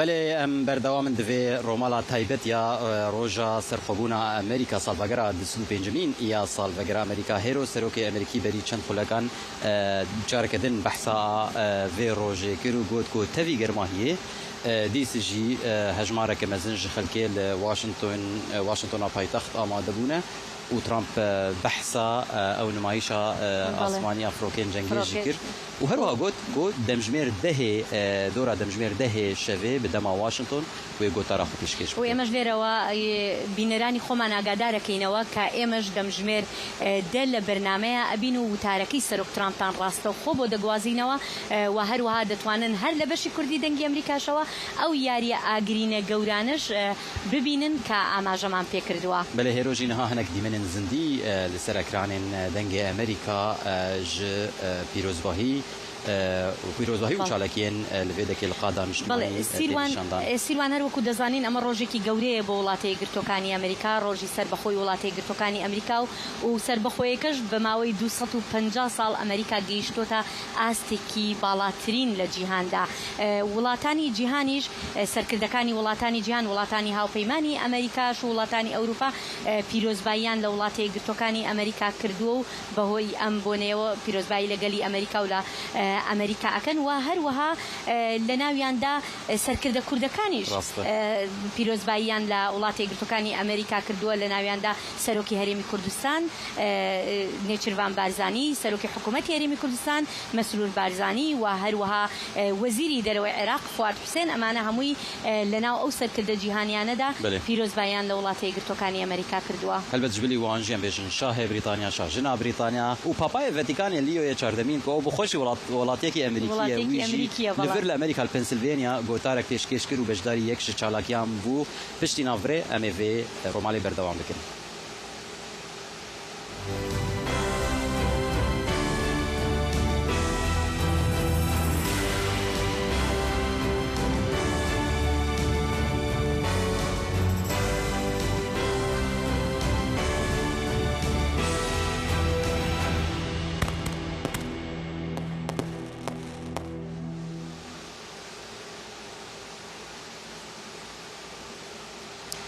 بله هرو شخوا امجی وک بیسکاد ما گوت امجی وکو کوچبر پرانیا کردا وکو کوچبر و پنابر بگل بدچن پیلارا هاتن امریکا لیبراسی هر کردک و هر کسک وکو فی ولاتی خودی ازمونه که جدایه لي برانيا كردان يعني همو لسرويه كي هاو بيرن كو امريكا ولات درفته امريكا يكي كسي جو بخواز بسركبه امريكا درفته هي هم دواري كارده هم دواري پرورده گلك درفتنا كل بحثا ويكيت كنفر بله ئەمجا ئێستاش هاوکارمان بیتا راپۆرتێکی لەو بارەوە ئامادە کردو لەگەڵ ژمارەیەک لە کوردەکانی دەڤەری واشنگتن قسەی کردووە با پێکەوە بزانین کوردەکانی دەڤەری واشنگتن چۆن ئەمیاداکەنەوە.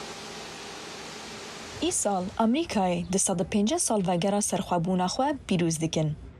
Di navan 250 salan de bi milyonan kes ji seranserê cîhanê bû ewlehî, azadî, perwerdehî û derfetên nû hatine Amerîkayê.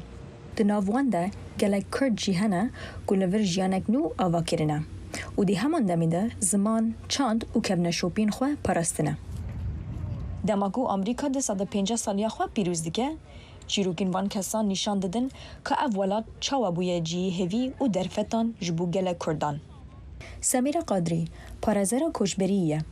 دی تمنه که بچوک ده به مالبات خواه هات امریکای و لور مازم بو. وکی کردک جروشلاتا کردستانی او ایرو آلیکاریا کوچبرانت که و لسر چیروکا کوچبرین کرد آخفه. جبو کوچبرین کرد لامریکای گلک درفتنه لولاتمه ظلم لسر کردان هبو لور اما آزادن کو وکی خوبن. گلک کرد دخوینن و دکارن بیجیشکی حقوق و کارسازی ده سرکفتی دبن. لیجیان نهیسانه جبر زمان تگیشتنا سیستم آمریکای زحمته. آمد کردی وک خواندکار سینمانی هات آمریکای. وی مونتاژ ویدیو من لهولندای خواندیه اونها وک ادیتور بیک جی کسایتین هری نافدارن سوشال میدیا. سورا یانجی کیلب مکلیم دخبته. هر وها او بخواجی چالکوانگی سوشال میدیا جیه. خوی بو اندازیاری هاتون بو امریکا لزانکوی متھدست یونیورسیتی دخرنم. بلام خولیایی که زورم هی بو بابتی میدیایی و چالکوانی سر سوشال میدیا. او بابتانی که من حزکم باسی بکم بونمنا زیاتر درباره سرخستنی کرد و کردستانه سرخستنی زمانی کردیه لسر و هموشتکی دیکه چون ام پیوست من به زمانی که استاندارد و یک ریزه وکو خولیای خوم امریکا توانیویتی او منبرم بداتید که خوم بناسنم به هم دانشتوانی امریکی حولاتی امریکی و هم حولاتی کردستانیش. بهار کریم ریوابرا پروژه آنه وجبو درفتن کار هات امریکای. جبوه امریکا یک جوالاتن که هری زیده درفتن کار پیشکش دکه. لخلال او چند سالی کلیرم لامریکا لکومالک لدوسه جواز ایشم کردوا. خبری زیاترم پیدا کردوا. و لقل اوش لقل کومالک خلقی جواز ایشم کردوا.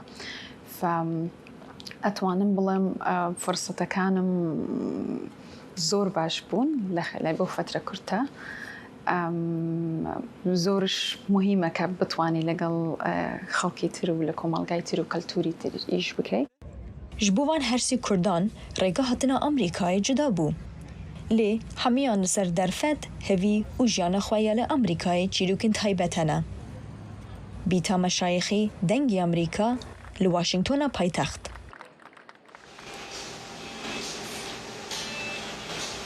جارێکتر ئەگەڕینەوە لای فڕۆکەکان نمایشی فڕۆکەکان ئێستا لە ستودیۆوە ئەبینین و فڕۆکەکان بە پشتی ئێمەیە دەڕوا ئەم فڕۆکەیان سیروان دەنگی زۆر نییە جۆمان لە دەنگە زۆرەکەی نەبوو بەڵام ئەبینین ئێستا بە ئاسمانی واشنگتنەوەیە بەشێکە لە نمایشەکانی ئەمڕۆ بەڕاستی شتێکی زۆر جوانە ینی فڕۆکەی جۆرا و جۆرمان بینیوە ئەمڕۆ ئەو چێژەی کە بینیمانە لەم فڕۆکانە باوەڕکە بە ئەندازەی میزگەکە چێژمان لە دەنگی براسي قال لك جورين وان هان هيرو از نظام افهان شيج بركو مند شوبان لي بري وي ياكو ما بحثا ويتكجر بيجن بلو انجلز افانا نافدار انه حركز جي حز دكج بركو اوانا وكو تجي قلت دومان البرنجن الا امريكي دو خوتشيتكن يعني بس بو فين ما يشد وصادكن وسروك ترامب جي هيرو بحثا ويكي ديار بالا سروك ترامب جي كشان كو حطانوها او نمايشة عثمانية فروكين جنگي فروكان بگشتي سركفتي درباز بده انجا سيرواني ما اماجا من باوكر كا امرو لواشنطن چندين بونه بريواچه و هر ليره لمولي نشتيماني سي بونه جوازه اوي كه ايما ليره لي اس استوديو دنگي امريكا ليره و ايما برنامج كان ما پیشکش دکين امان بن اوي كبي دالن سلوت تو امريكا او شوێنەیەکە میوزیک و نمایشە جیاوازەکانی تێدایە و پاشان سەرۆک ترامپ لێرەوە وتاری پێشکەش دەکات ئەم شەو دێتە ئێرە لێرە وتارەکەی پێشکەش دەکات بەڵام چەندین بۆنەی تریش هەیە لێرە یانی یەک لەوانە بۆنەی با بڵێن پشتیوانانی فوتباڵە فیفا و هەروەها بۆنەیەکی تر هەیە ئەوەی کە با بڵێن بۆنەیەکی تری نمایشی چەلک و فەلک با بڵێن ناوی ئەوەکەی چەلک و فەلک ئێمە وای پێڵێن نازانم ئێوە چی پێڵێن لای نازان بەکرمانجی چی پێ ئەوترێت بەڵام شتێکی زۆر جوانە و ینی منداڵەکان وای هەفکارەمە بێریوان دەبێت زاخۆژی نەفێڵەن چەلکوفەلک دیارارەوەی فێڵەن بەڵە ئەوەش نمایشێکی ترە اینجا شەو کاتێکە تاریک ئەبێ ئەو گڵۆپانەدا ئەگیرسێەوە خەڵکە ڕوولێراکەن بەڕاستی دیمەنێکی دڵڕفێنی ئەبێ ئێستا ئێمە جارێ هەروە سەیری فڕۆکەکانەکەین نمایشی فڕۆکەکان کە بەشێکی زۆری ڕۆژەکەیە نمایشی فڕۆکەکان بەڵام دوای ئەوە نمایشەکانی تر هێواش هێواش دەست پێەکەن هێرۆشخوا لە باژارێن دن ویلایەتێن دەردۆرە مەژی چالاکیên شارێ تیرمەهێ ڕۆژە سەرخەبوون ئەمریکا نەدوێ ڕۆژێ دەست پێکردن بەری وێ هەفتەیەکیشی دەست پێکردن هەنێک جیها بەری هەفتەیەکی وەکو نمونە بەری دوسێ ڕۆژان لە مەناسس باژاری مەناسس لێ دەکێ بریاردان و وێ ڕۆژ ئەمە سیروان ئەمە با بڵین ڕێوڕسمێکی دوو هەفتەیە کە سەرانسەری ئەمریکای گرتوۆ ینی ئەوە نییە ئەم ساڵ لێرەیە کۆتایی پێبێت لەم ڕۆ کۆتایی پێبێت ئەم ساڵ بەردەوامە بێت لە هەموو ویلایەتەکانی ئەمریکا بەردەوام ئەبێ ڕۆژ بە ڕۆژ نمایشی جیاواز ئەکرێ با بڵین یادی شتە جیاوازەکان و بنیادە جیاوازەکانی ئەم وڵاتە یەک بەیەک دەکرێتەوە. بەلێگەلی بینێران پشتی vێناڤرێ مێجارەکەدن ڕۆماڵا خۆیان تایبەت بەردەوام بکەن.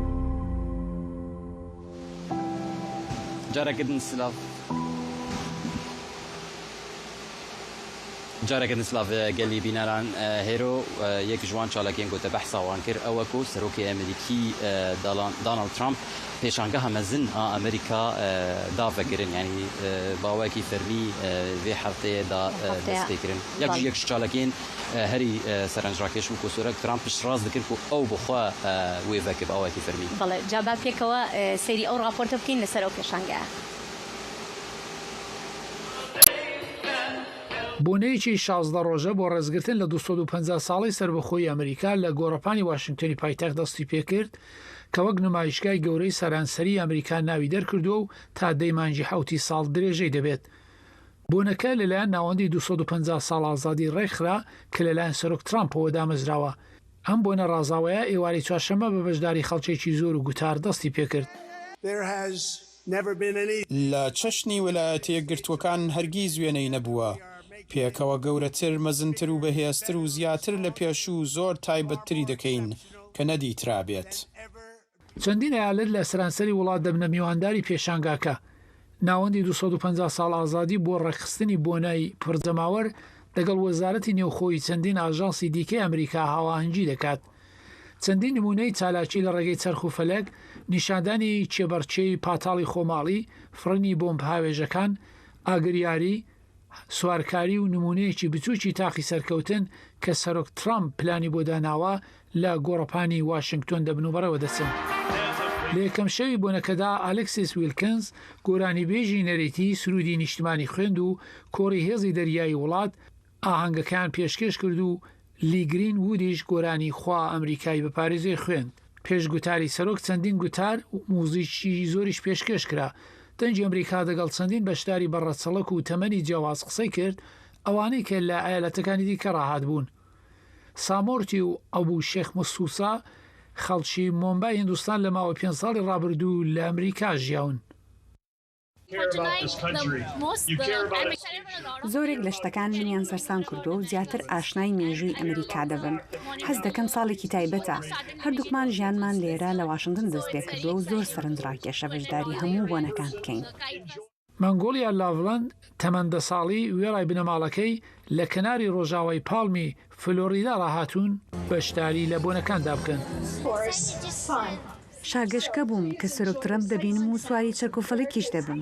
ڤانێسا خەڵکی ئایالەتی لویزیانە کە بۆ بۆنەی کۆتایی خوێندنی کوڕەکەی لە واشنگتنی پایتەخت بوو گوتی نەدەکرا بەشداری پێشانگاکە نەبێت و دەبینێت کە جەماوەر زۆر وروژاون.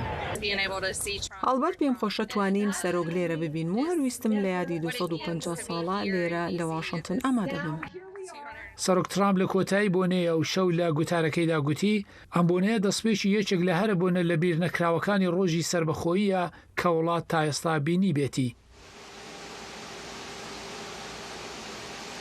بەڵێ ئازیزان ئەم بۆنەی کە ئێستا باسمان کرد ئەوەی کە ئێستا ئێمە لێرەین سڵوت و ئەمریکا ئەمە شتێکی با بڵێن نوێ نییە یان سڵاو لە ئەمریکا ئەمە شتێکی نوێنیە سەرەتا ئەم بۆنەیە لە ساڵی 2019 لە دەمی یەکەم خولی سەرۆکایەتی سەرۆک ترامپدا ئەمە بە شێوەیەکی تر باسکرا بوو سیروان ئەم بۆنە یعنی ئەنجام درابوو بەڵام ئەم ساڵ گەورەترە بە بەراورد لەگەڵ ساڵەکانی تر تەنها جیاوازەکەیەوەی گەورەترە ئەگینا ئەو کاتەش هەر لێرەوە نمایشێکی گەورە کرا لە ساڵی 2019 ڕاستەوەی چاغی دەست پێ کرد هێرۆ ئیسال گەلێک تشتێن باڵکێ شپێوی مەسەلا یاریێن ئاگری گۆتە بەحساوی کرد و دۆرا چل خولەکان درێژ بکە هەروها و فرۆکا ئێرفۆرس وان فرۆکا سەرۆکاتیە یانوو وێژ بۆ جارەیەکێ وەرە نیشاندان وەکو بەشێک ژوان چالاکیەن بۆ دەوێت فڕۆکەی جۆری 1940 بۆین کە لەلایەن قەتەرەوە بە دیاری دراوە بە وڵاتە یەکگرتوەکانی ئەمریکا ئەمەش بەشێکی ترێکە بۆ ئەمڕۆ یەکەم جار بووە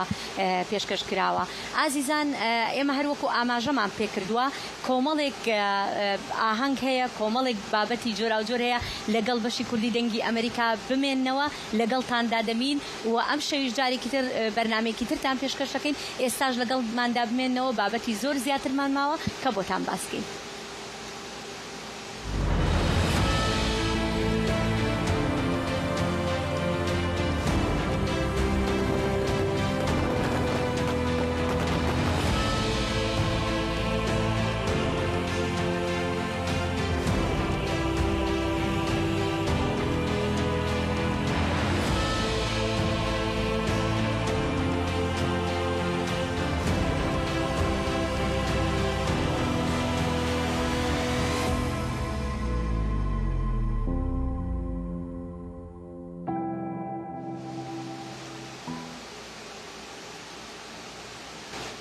بەڵێ ئازیزان هەروەکو ئاماژەمان پێکردووە ئێستا جەخت لەسەر فڕۆکەکان و جۆرەکانی فڕۆکەکانەکەینەوە جا هاوکارمان سۆران خاتری لەگەڵماندایە سۆران باسی جۆرەکانی ئەو فڕۆکانەمان بۆ دەکات کە ئەمڕۆ لەم نمایشەدا پێشکەش کراون. سۆرانم کاتت باشماندوو نەبی. سپاس هێرۆم کاتت باش. نمایشە سەربازیەکانی 250مین ساڵیادی سربەخۆیی ئەمریکا ئەوە تقریبان 3 ساعاتێکە دەستی پێکردوە لە سعات 1:14 دقەوە بە کاتی خۆرهەڵاتی ئەمریکا بە کاتی واشنگتن پایتەختی ئەمریکا ئەم نمایشانە دەستی پێکردووە. دەیان جۆر فڕۆکە هەلیکۆپتر لە ئەم نمایشە بەشدارن لە سعاتێکەوە کە دەستی پێکردووە لە هەلیکۆپتەرەوە دەستی پێکرد ئەو هەلیکۆپترانەیە کە تایبەتن بە چاودێری و هەروەها چاودێری گواستنەوەی هێز بەشدار بوون پاشان فڕۆکەکانی گواستنەوەی هێز و یا سوتە بۆ ئەو فڕۆکانەیە کە تایبەتن بۆ گواستنەوەی سوتەمەنی و گواستنەوەی هێز بەکارهێنان نمایشی خۆیان ئەنجامدا. پاش ئەوە هاتنە سەر فڕۆکە شەڕکەرەکانی ئەمریکا کە نمایشەکانیان ئەنجامدا لەوانەیە فڕۆکەی F-35 بوو F-16 بوو F-15 بوو هەروە F-18 نمایشەکانی خۆیان ئەنجامدا. دەزانین زۆربەی ئەم فڕۆکانە لە کاتی ئۆپراسیۆنە سەربازیەکەی ئەمریکا بۆ سەر حکوومەتی ئێران بەشدار بوون. یەک لەوانەکە لە ئەم یەک لەو مەراسمانە کە نمایشترا نمایشی گواستنەوەی سەرۆکی ئەمریکا بوو کە هەلیکۆپتەرێکە ناسراوە بە مەرینوان لەو مەراسمەدا بەشداری کرد. سعات 3:39 خولەک ئەوە چەکدارانی هێزی دەریایی ئەمریکا نمایشەکانی خۆیان بەڕێوە بردیەکی لەوانە کە ئەم نمایشێ ئەنجامدا هەلیکۆپتەری AH-1Z ڤایپەر بوو کە یەکێ لە پێشکەوتوترین هەلیکۆپتەرەکانی دەناسرێت لەناو بۆ ئەرتکا سوپای ئەمریکا هەیەی لە ساڵی 2002 سوپای ئەمریکا ئەم هەلیکۆپترە بەکاردێنێەوە. ئامانجی سەرەکیش لە بەکارهێنانی ئەم هەلیکۆپترە پاڵپشتی نزیک و هەروەها لە نێوبردننی هێزی دوژمنە لەسەر زەوی.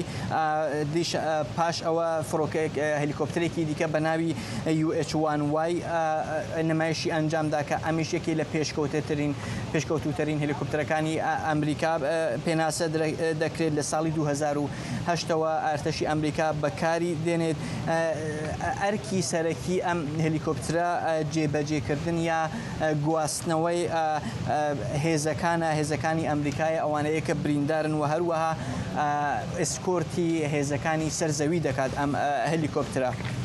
یەکێکتر کە لەو هەلیکۆپتەرانە کە نمایشەکەی ئەنجامدا CH-50C بوو کە یەکێک لە گەورەترین و هەروەها بەهێزترین فڕۆکەکانی هەلیکۆپتەرەکانی بار هەڵگر و گواستنەوەی بار دەناسرێ لە ساڵی 1970 و ئەرتەشی ئەمریکا ئەم هەلیکۆپترە بەکاردێنێت دەتوانێت تا 16 تۆن بار بگوازێتەوە لە شوێنێک بۆ شوێنی دیکەوە و دوای ئەوە یەکێ دیکە فڕۆکەیەکی دیکە بەناو هەر ئەم نوێ گیری نوێ ئەم فڕۆکەیش بەناو CH-50C کینگ نمایشەکانی خۆی ئەنجامدا.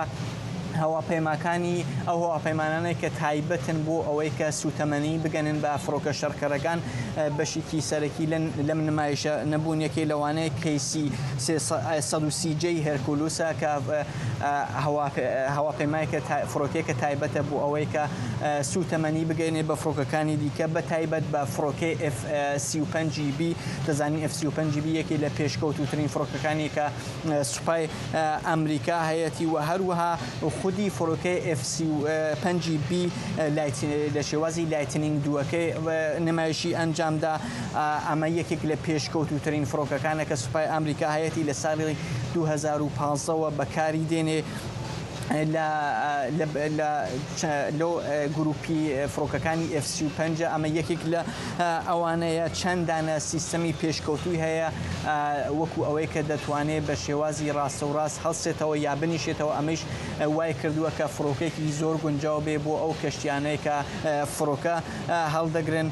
سعات 3:59 دیسان خولیکی دیکە لە ئەم نمایشانە دەستی پێکرد، ئەویش بە ئەو هەلیکۆپتەرەکانی هێزی دەریایی ئەمریکا دەستیان پێکرد. یەکێ لەوانە بە هەلیکۆپتەری MH-60R بوو کە تایبەتە بۆ هەلیکۆپترێکە تایبەتە بۆ ئەوەی کە ژێردەریایی لێ بدا و هەروە کەشتیەکان لەسەر دەریا لێ بدا. لە ساڵی 2006 ئەم هەلیکۆپترە سوپای ئەمریکا بەکاری بێنی. یەکێ لە ئەرکە سەرەکیەکانی ئەوەیە کە کەشتیەکان و یا ئەو بەلەمانەی کە زۆر بە خێرایی لەسەر ئەو دەڕۆن ئەم هەلیکۆپترە دەتوانێت لێ بدا. بەڵێ سۆران سپاس و ماندوو نەبی و هەوڵ بدە ئاو بخۆرەوە بڕۆ لە شوێنێکی سێبەر هەروەکو دەزانین کەش و هەوای واشنگتن ئێجگار گەرمە هەر سەلامەت بی سپاس دەکەین. سیروان سۆران باسی لەو هەلیکۆپتەرە کرد کە با بڵین مەرینوەن ئێستا ئاماژەی بۆ کە یەک بەشێک بوو لە نمایشەکەی ئەمڕۆژ. جا ئەوە بەلای ئێمەوە نامۆ نییە. زۆر جار لە ئاسمانی واشنگتن تاکە شتێکە فڕۆکە ببینی ئەوەیە یان تاکە شتێکی با بڵین بفرێت بە ئاسمانە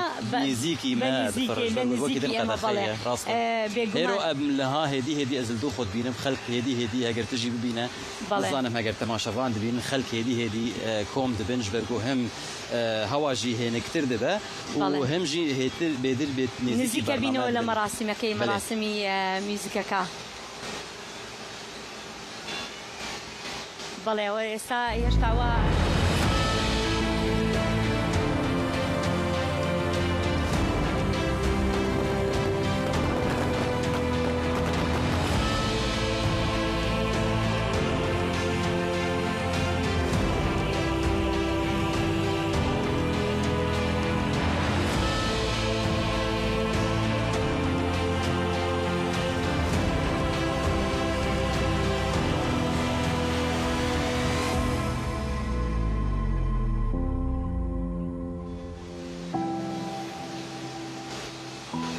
بله بینرین دنگ امریکا ام وی رومالا خویا تایبت به سالوگرا دسدو پنجمین یا سرخبونا امریکا بردوام دکین گلی بینران یک جتشتین کو امریکا سر خوپی بلند که او کو دوان دسدو پنجی سالان ده تکنولوژیا با آوایی که گله کی پیشکتی لامریکا هات کردن امریکا بو پیشنگا تکنولوژی و پیشکتنا تکنیکی دواری ده هم دواری تکنیکی و دواری داهنان درجی خبات این لوالاهیا آسمانی جی یک زحمتین هری برچاف این داهنان یک و بالا خلکی لسرانسری جهان دکشینه لامریکای کار و خباتین آژانسا ناسای آژانسا والهی آسمانی بتایبەت دقادا والهەیەدا هەلبەت بووە میناکە دەستکەفتێن دیرۆکی دا ji ئەرکا ئەپۆلۆ بگرە یان ساڵە 1969 دەماکۆ ئەمریکا گەهشت هەیڤێ جوێ بگرە حتا بە بەرنامەیە ئارتمس یا بەری چەند هەفتەیان ئیساڵ دی ساڵە 2026 دەپێکات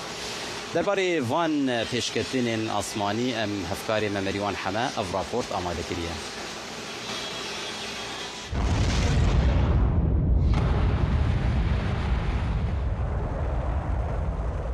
لە ئەمریکا تینوێتێکی سیر بۆ ئارەزووی زانین و داهێنان هەیە کە هەرگیز ناشکێنرێت. بۆ ماوەی 250 ساڵ ویلایەتە یەکگرتووەکانی ئەمریکا لە ڕێی داهێنانەوە وەڵامی پرسیارە قورس و مەزنەکانی داوەتەوە لە داهێنانی یەکەم فڕۆکەوە تا دانانی یەکەم هەنگاو لەسەر مانگ ئەمریکا هەمیشە پێشەنگی داهێنان بووە. ئێستاش هەمان هاندەر و ئیرادە ئەمریکا و مرۆڤایەتی بۆ ئاسۆیەکی دوورتر و فراوانتر دەبن. لە ساڵی 1969دا جیهان بینەری ئاسمانگەرە ئەمریکیەکان بوون کە بۆ یەکەم جار لەسەر مانگ هەنگاویان نا. ئەوە سەرکەوتنێکی مەزنی داهێنان بوو کە بە کۆشش و تەکنەلۆژیای ئەو سەردەمە بنیادنرا بوو. ئەمڕۆ ئەو ساتە مێژوویە لێرە لە واشنگتن زیندووە بۆ ئەوەی بیرمان بخاتەوە کە چۆن ئەرکێکی مەزنیوە باوەڕی مرۆڤایەتی گۆڕیوە بۆ زیاتر داهێنان و گەڕان بە بۆشایی ئاسماندا. ئێستا لە ئەرکێکی گەورەتردا پرۆژەی ئارتمس ئامانجی ئەوەیە مرۆڤ بگەڕێنێتەوە سەر مانگ، بەڵام ئەم جارە تەنها بۆ سەردان نا بەڵکو بۆمانەوە. بۆ ئەمە بەستە ناسا بەهێزترین موشکی لە مێژووی مرۆڤایەتیدا دروست کردووە کە ئاسمانگەڕان لە هەموو کات زیاتر لە گۆی زەوی دوور دەخاتەوە.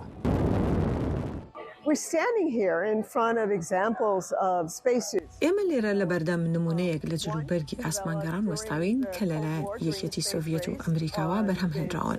هەزاران ئەندازیار و تەکنیککار کار دەکەن بۆ داهێنانی نوێ. ئەمەش ئاماژەیەکە بۆ تایبەتمەندیەکی ئەمریکا کە هەمیشە ڕێگا دەدۆزێتەوە بۆ ئەوەی داهێنانی باشتر بکەین. بەڵام ئەم سەردەمە نوێیە لە داهێنانی ناسا جیاوازە. ئەمڕۆ بزوێنەری داهێنانی ئەمریکا زۆرتر لە ڕێی کاری هاوبەشی نێوان کەرتی گشتی و تایبەتەوەیە. ناسا دیدگا و ئاراستەکە دیاری دەکات و کۆمپانیا تایبەتیەکان تەکنەلۆژیا بەرهەم دەهێنن. هەردووکیان پێکەوە دۆزینەوەی زانستی و داهێنان بە خێراترین و کاراترین شێواز بەرهەم دێنن. هەر لە دروستکردنی ئاسمانگەڕ بۆ نیشتنەوە لەسەر ڕووی مانگ تا جلوبەرگی تایبەتینەوەی داهاتووی ئاسمانگەڕان ئەم هاوبەشیە هەموو ئەو هەمرازانە دروست دەکات کە ئاسمانگەڕان دەباتەوە بۆ سەرڕووی مانگ و پاشانیش بۆ سەر هەساری مەریخ. ناسا ئێستا شێوازێکی نوێی بۆ کارکردن داناوە بە ئامانجی ئەوەی ژینگەیەک دروست بکات کە تێیدا کۆمپانیا تایبەتەکان بتوانن بەویستی خۆیان بچنە ناو بوارەکانی دۆزینەوە و داهێنان. ئەمڕۆ گەشتی ئاسمانی کەرتی تایبەتیمان هەیە کە گەشتیاران دەبنە لێواری بۆشایی ئاسمان. لەوانەیە لە داهاتوودا گەشتی کەرتی تایبەت هەبن کە خەڵک ببەنە سەر مانگ. سوودەکانی گەشتی بۆشایی ئاسمان تەنها لە بازنەی زەوی ناوەستنەوە. ئەو تەکنۆلۆژیانەی کە بۆ بۆشایی ئاسمان دروستکراون سوودیان بۆ مرۆڤایەتی لەسەر زەوی هەیە، هەر لە داهێنانی پزیشکیەوە تا هۆیەکانی پەیوەندی و چاودێریکردنی کەش و هەوا. ڕەنگە گەورەترین کاریگەری گڕوتینی داهێنانی ئەمریکا بریتی بێت لە بەخشینی ئیلهام و هاندانی ئارەزووی زانین لە نێونەوەی داهاتووی زانایان و ئەندازیاران و داهێنەراندا.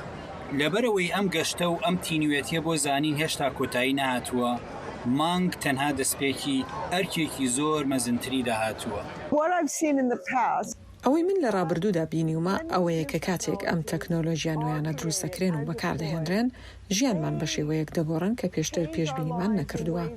ناتوانین بە تەواوی پێشبینی گۆڕانکاریەکانی داهاتوو بکەین، بەڵام دڵنیاین لەوەی کە کاریگەریەکەیان ژیانمان بە شێوەیەک دەگۆڕن کە هەرگیز بە خەیاڵماندا نەهاتوون.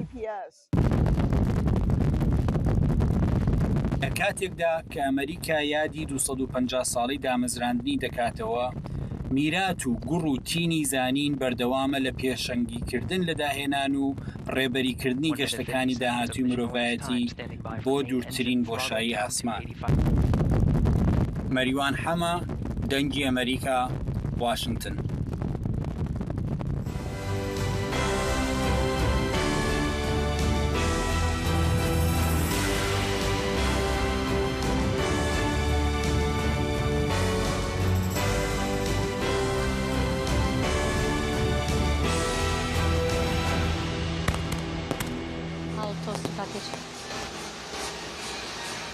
بله هلو امنكارن في برنامج داوي بكم بيجو بحث جامعة جهاني بكم شبري يكسر دمي أو وجامعة جهاني لأمريكا تشيد به البته دنگ هين برنامج يعني ما هيش عثماني هيج بردوام دكه بلكي بينر جهد دن ونهاب أواي كي زنديجي يعني شالكي بردوام دبن هيرو إيروكي تشياري هبون بجامعة جهاني مغرب وكندا باش تاروان كراو بو سركوتني مغرب بلاتوا نا يعني از وكسكي شافدير كو شوبيدم من ديد ليجبركو كندا يكجمي فاندارين في بالوانيا جامعة جهاني قالك ادغوت بلكي او يك ببا هاندار تفيكو جيم لامريكا تشيبول دي سي جي باكيشو 3-0 3 برامبر باستي انجام كبران راكش ببینرانی عزیزم اشتکان پیبلم لیره اما برگا و کاتک اهاتین بو ایرا زور گرم بو یعنی جاری وابو موبایل کان امریکا لباکان لبر گرما اکوجانو بلام سیروان هر اوا هر سری برپی خوشی ناکر لبری لکاتی یاری که اهات بو سری انجام کانی او یاری وقتی جارك يجي اسكتبا ما نهر مولود كر وقتی اسكتبا ما بهر حال كيف ما هات برجو او انجام بدلمو بو براستي هيرو وكي دنجي اف جامعة جهاني باش سيروان استا يعني اما باش ماوي كي زور امريكا جيشتو قوناغك كاو قوناغي اگر تيمك بدوره ابي بچته دروا ياري ده هاتوي امريكا لقل بلجيكا ابي ام ياريا روجي دوشما اكري يعني ياري كي زور بابلين جرينجا لقل بلجيكا انجامي ادات بابزانين لو كاته چونه بلا مگر هر وكو نمايشي انفرو كان بامريكا وكو اه بهزكي لويشا درخات او كي استا دنگ لدول یاز باورد کنته هم لپش ماشي وهم جي لسر اقرارين اگر هر وكو افرو كان بهزي امريكا نشام داو بيگومان لويشا تيمي امريكا سركوتن بدسينه از پشت راستم کو امريكا براستي و بيجي جاپونا تيمي كي براستي تيمي كي باش بون حتى اسا زور باش هاتون شوازي ياري كردن يان زورا هنگاونانن بو گول کردنی زیاتر بلکو زیاتر لوا هنگاونن کبرگریب کنو نهلن گول یان لبتي يعني حتى اسا زور باش ناویانه جاهی وادارین هراوا بروا بله هيرو جبو في كي اف صاليادا دسدو بنجامين يا سرخبونا امريكا ددمك تايبتش برجو جامعة جهاني جي لامريكا تدي وتيم امريكي وقت جود بهشتي اصلا بلن بله جواب رين سری راپورتی کش پین که سینان تونجدمیر بومانی آماده کردوا سبارت با یاریکانی جامی جهانی ترکیه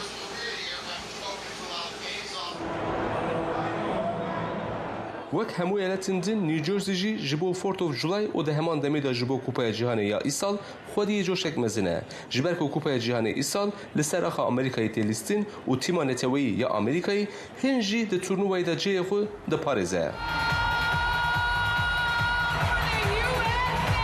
Heta niha Amerîkayê piraniya maçên xwe bi serkeftî bi dest xistiye û derbasî gera 16 bûye.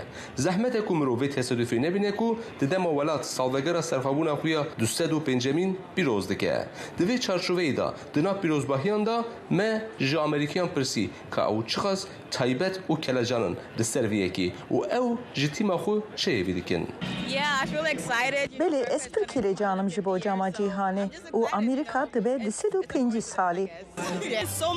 Ew pir taybet e ji ber ku Amerîka dibe di 150 salî. Di 150 saliyeke mezin û handan li vir e.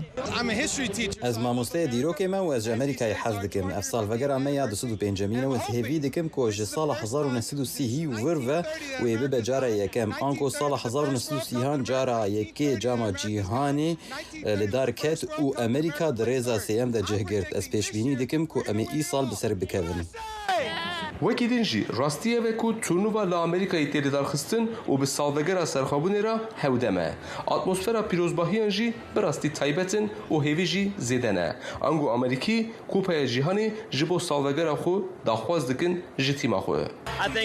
Ez wasa difikirim ku ev derfe dibe hempayê ji bo salvegera 250 ew ê bi ser bikevin em ê berdewam bikin. Hêz têmin pir xweş e. Ez bi rastî hêvî dikim ku îsal serkeftineke mezin ji bo me bîne. Ez pir kêfxweşim ku ez dikarim di çarê tîmehî de li vir piştgiriyê bidim tîma xwe ya Amerîkayê. Ev salvegera 250 dê pir balkêş be.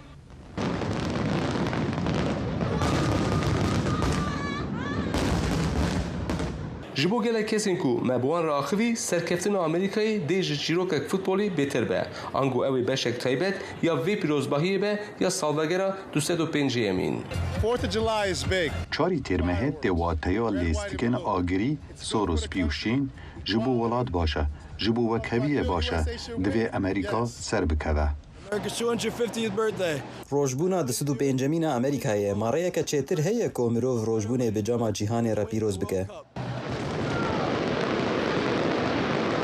Ji bo tîmek ku bi serkeftî derbasê gera şansdan bûyîn û li ser axa xwe futbol lêîstin tiştekî taybet e. Lê dema ku ev di sala serxebûnê ya 205 da pêk tê vî yekê bêguman taybettir dike. Amerîkiyên ku me bi wan re axivî baveriya xwe ya tevahî bi tîma xwe anîn ziman. Her çend divê em heta 19 tîrmehê ji bo fînalê rawestin jî Amerîkî ji niha ve amade xuya dikin. Sinan Tunçdemîr, Dengê Amerîka, New Jersey.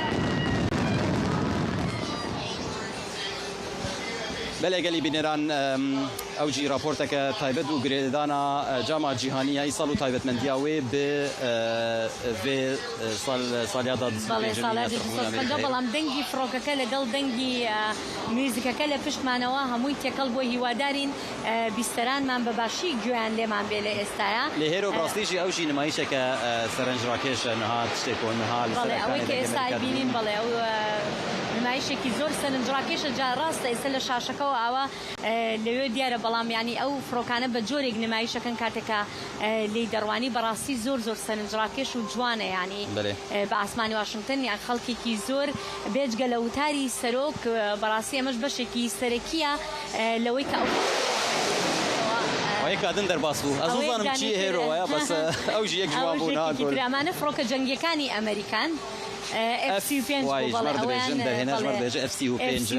ئەویان ئەو جۆرە باو خەڵک دەبینین کە هەمووی لی دەڕوانێ و وێنەیان ئەگرێن لە نزیکەوە بەڕاستی شتێکی زۆر جوان بوویان هەر ئەم دیمەنانە لە مێشکی خەڵک ئەمێنێ بە تایبەتی مناڵ تۆ بینی سیروان کاتێککە گەورەشە بن لەوانەیە هەر لە مێشکیان بمێنێ جارێکیان ئێمە لە 250 ساڵە کاتێککە بەشداریمان کردبوو هەرچەنە گەرم بوو گەرماکەیان بیر نامێنێ بەڵام دیمەنە جوانەکانیان خەڵکی ورجی بێژن هێرۆ ینی هەر یەکش بۆ سەدەمەکێت هەنێک تێژ بۆ گۆهداریا گۆتارە سەرۆک بکەن هەنێک تێنج بۆ کۆ لەوان نمایشی ئاسمانی تەماشا بکەن هەنێک تێنج بۆ ینی هەنێک چالاکیان دن هەنە چالاکیان وەرزشی هەنە ینی گەلێک چالاکی هەنێک و هەر یەک و چالاکی با بڵین یاری ئاگرینەکانیش سیروان ئەمەش بەشێکی ترە جا ئەو یاری ئاگرینانە من ئەمێ بزانم ینی بە بینەرانی ڕابگەێنم لێرەوە ینی وەکو زانیاریەک ئەمە لە ریتێکی با بڵین کۆنی وڵاتە یەکگرتووەکانی ئەمریکایە تەنانەت لە یەکەم با بڵین ساڵیادی سربەخۆیی ئەمریکا لە یەکەم ساڵیادی کاتێکە لە فلادلفیا ئەو کاتە ئەنجام درابوو ئەم یاری ئاگرینانە کرابوو لەو کاتە بەڵام ئەو کاتە بە شێوەیەکی هەندێک جیاواز کرابوو بێگومان بەم شێوەیە نەبووە بچووکتر بۆ بەڵام لەو کاتەشە هەر تەقە کراوە هەر با بڵین بە شێوەیە یاد کراوەتەوە کە لەگەڵ ئەوەی ئێستا زۆر لای نەداوە لە نەریتەکە بە هەمان شێوەیە بەڵام شێوازەکە گۆڕاوە چونکە لەگەڵ گۆڕانکاری سەردەم شتەکان جوانتر ئەبێ یاریەکان جوانتر ئەبێ با بڵین خەڵکی زیاتر دەتوانێت خۆیان بگەێنە ئەوێ بەهۆی وەکتەژی گوتی ئاگاهیەک گرینگە ئەوەکۆ ئەv پیرۆزباهیان سەرەکی کۆ لە واشنتن پایتەخت بێت نە هەرگاو لە واشنتن لەکوی دەکۆکتۆ لە فیلادلفیا دەست پێ کرد حتا ساڵە 1970 تەنێ بۆ جارەیەکێ هات واشنتن و ژوێ چاغێت ئەv نەریتە بە ئاوایەکی بەردەوام ساڵان سیروان بۆیە ینی ئەو شوێنانش کە گرنگیەکی زۆریان پێ ئەدرێ لەم ڕۆژەیە بێجگە لە واشنتن کە پایتەختی وڵاتە یەکگرتووەکانی ئەمریکا شاری نیویۆرک شارێکی سەرەکیە لە وڵاتە یەکگرتووەکانی ئەمریکا و هەروەها فلادلفیاش گرنگیەکی زۆری پێدرێت چونکە یەکەم پایتەختی وڵاتە یەکگرتووەکانی ئەمریکا ساڵانە خەڵکی ئاسایی با بڵین نەک هەر ماڵباتێک بەگشتی زیاتر لە 1 میلیارد دلار ئەمریکایەکان ساڵانە لەم بۆنەیەدا بە یاری ئاگرینەکان دەدەن کە لە ماڵەکانی خۆیانە یاری ئاگرینی بچووک با بڵین بەو جەژنە یاریەکان ئەنجام دەدەن بەلە هێرۆ vێکێکیم گشتن داویا vی بەشێ ڕۆماڵە خۆیان تایبەت یا بەسەرخۆبوونا ئەمریکا یا ساڵیادا 25 هەلبەت و بەرنامەیە ئەمە پشتی چەندەم ژمێران جارەکەدن بەردەوام بک بە ئەوەیەکی زندی لەسەر هەموو پلاتفۆرمێن بەشێ کوردی هەڵماجی و سۆرانی و بەردەوام بکەن لەگەڵماندا بمێنن و جارێ کاتێکی خۆش سلااو ڕێز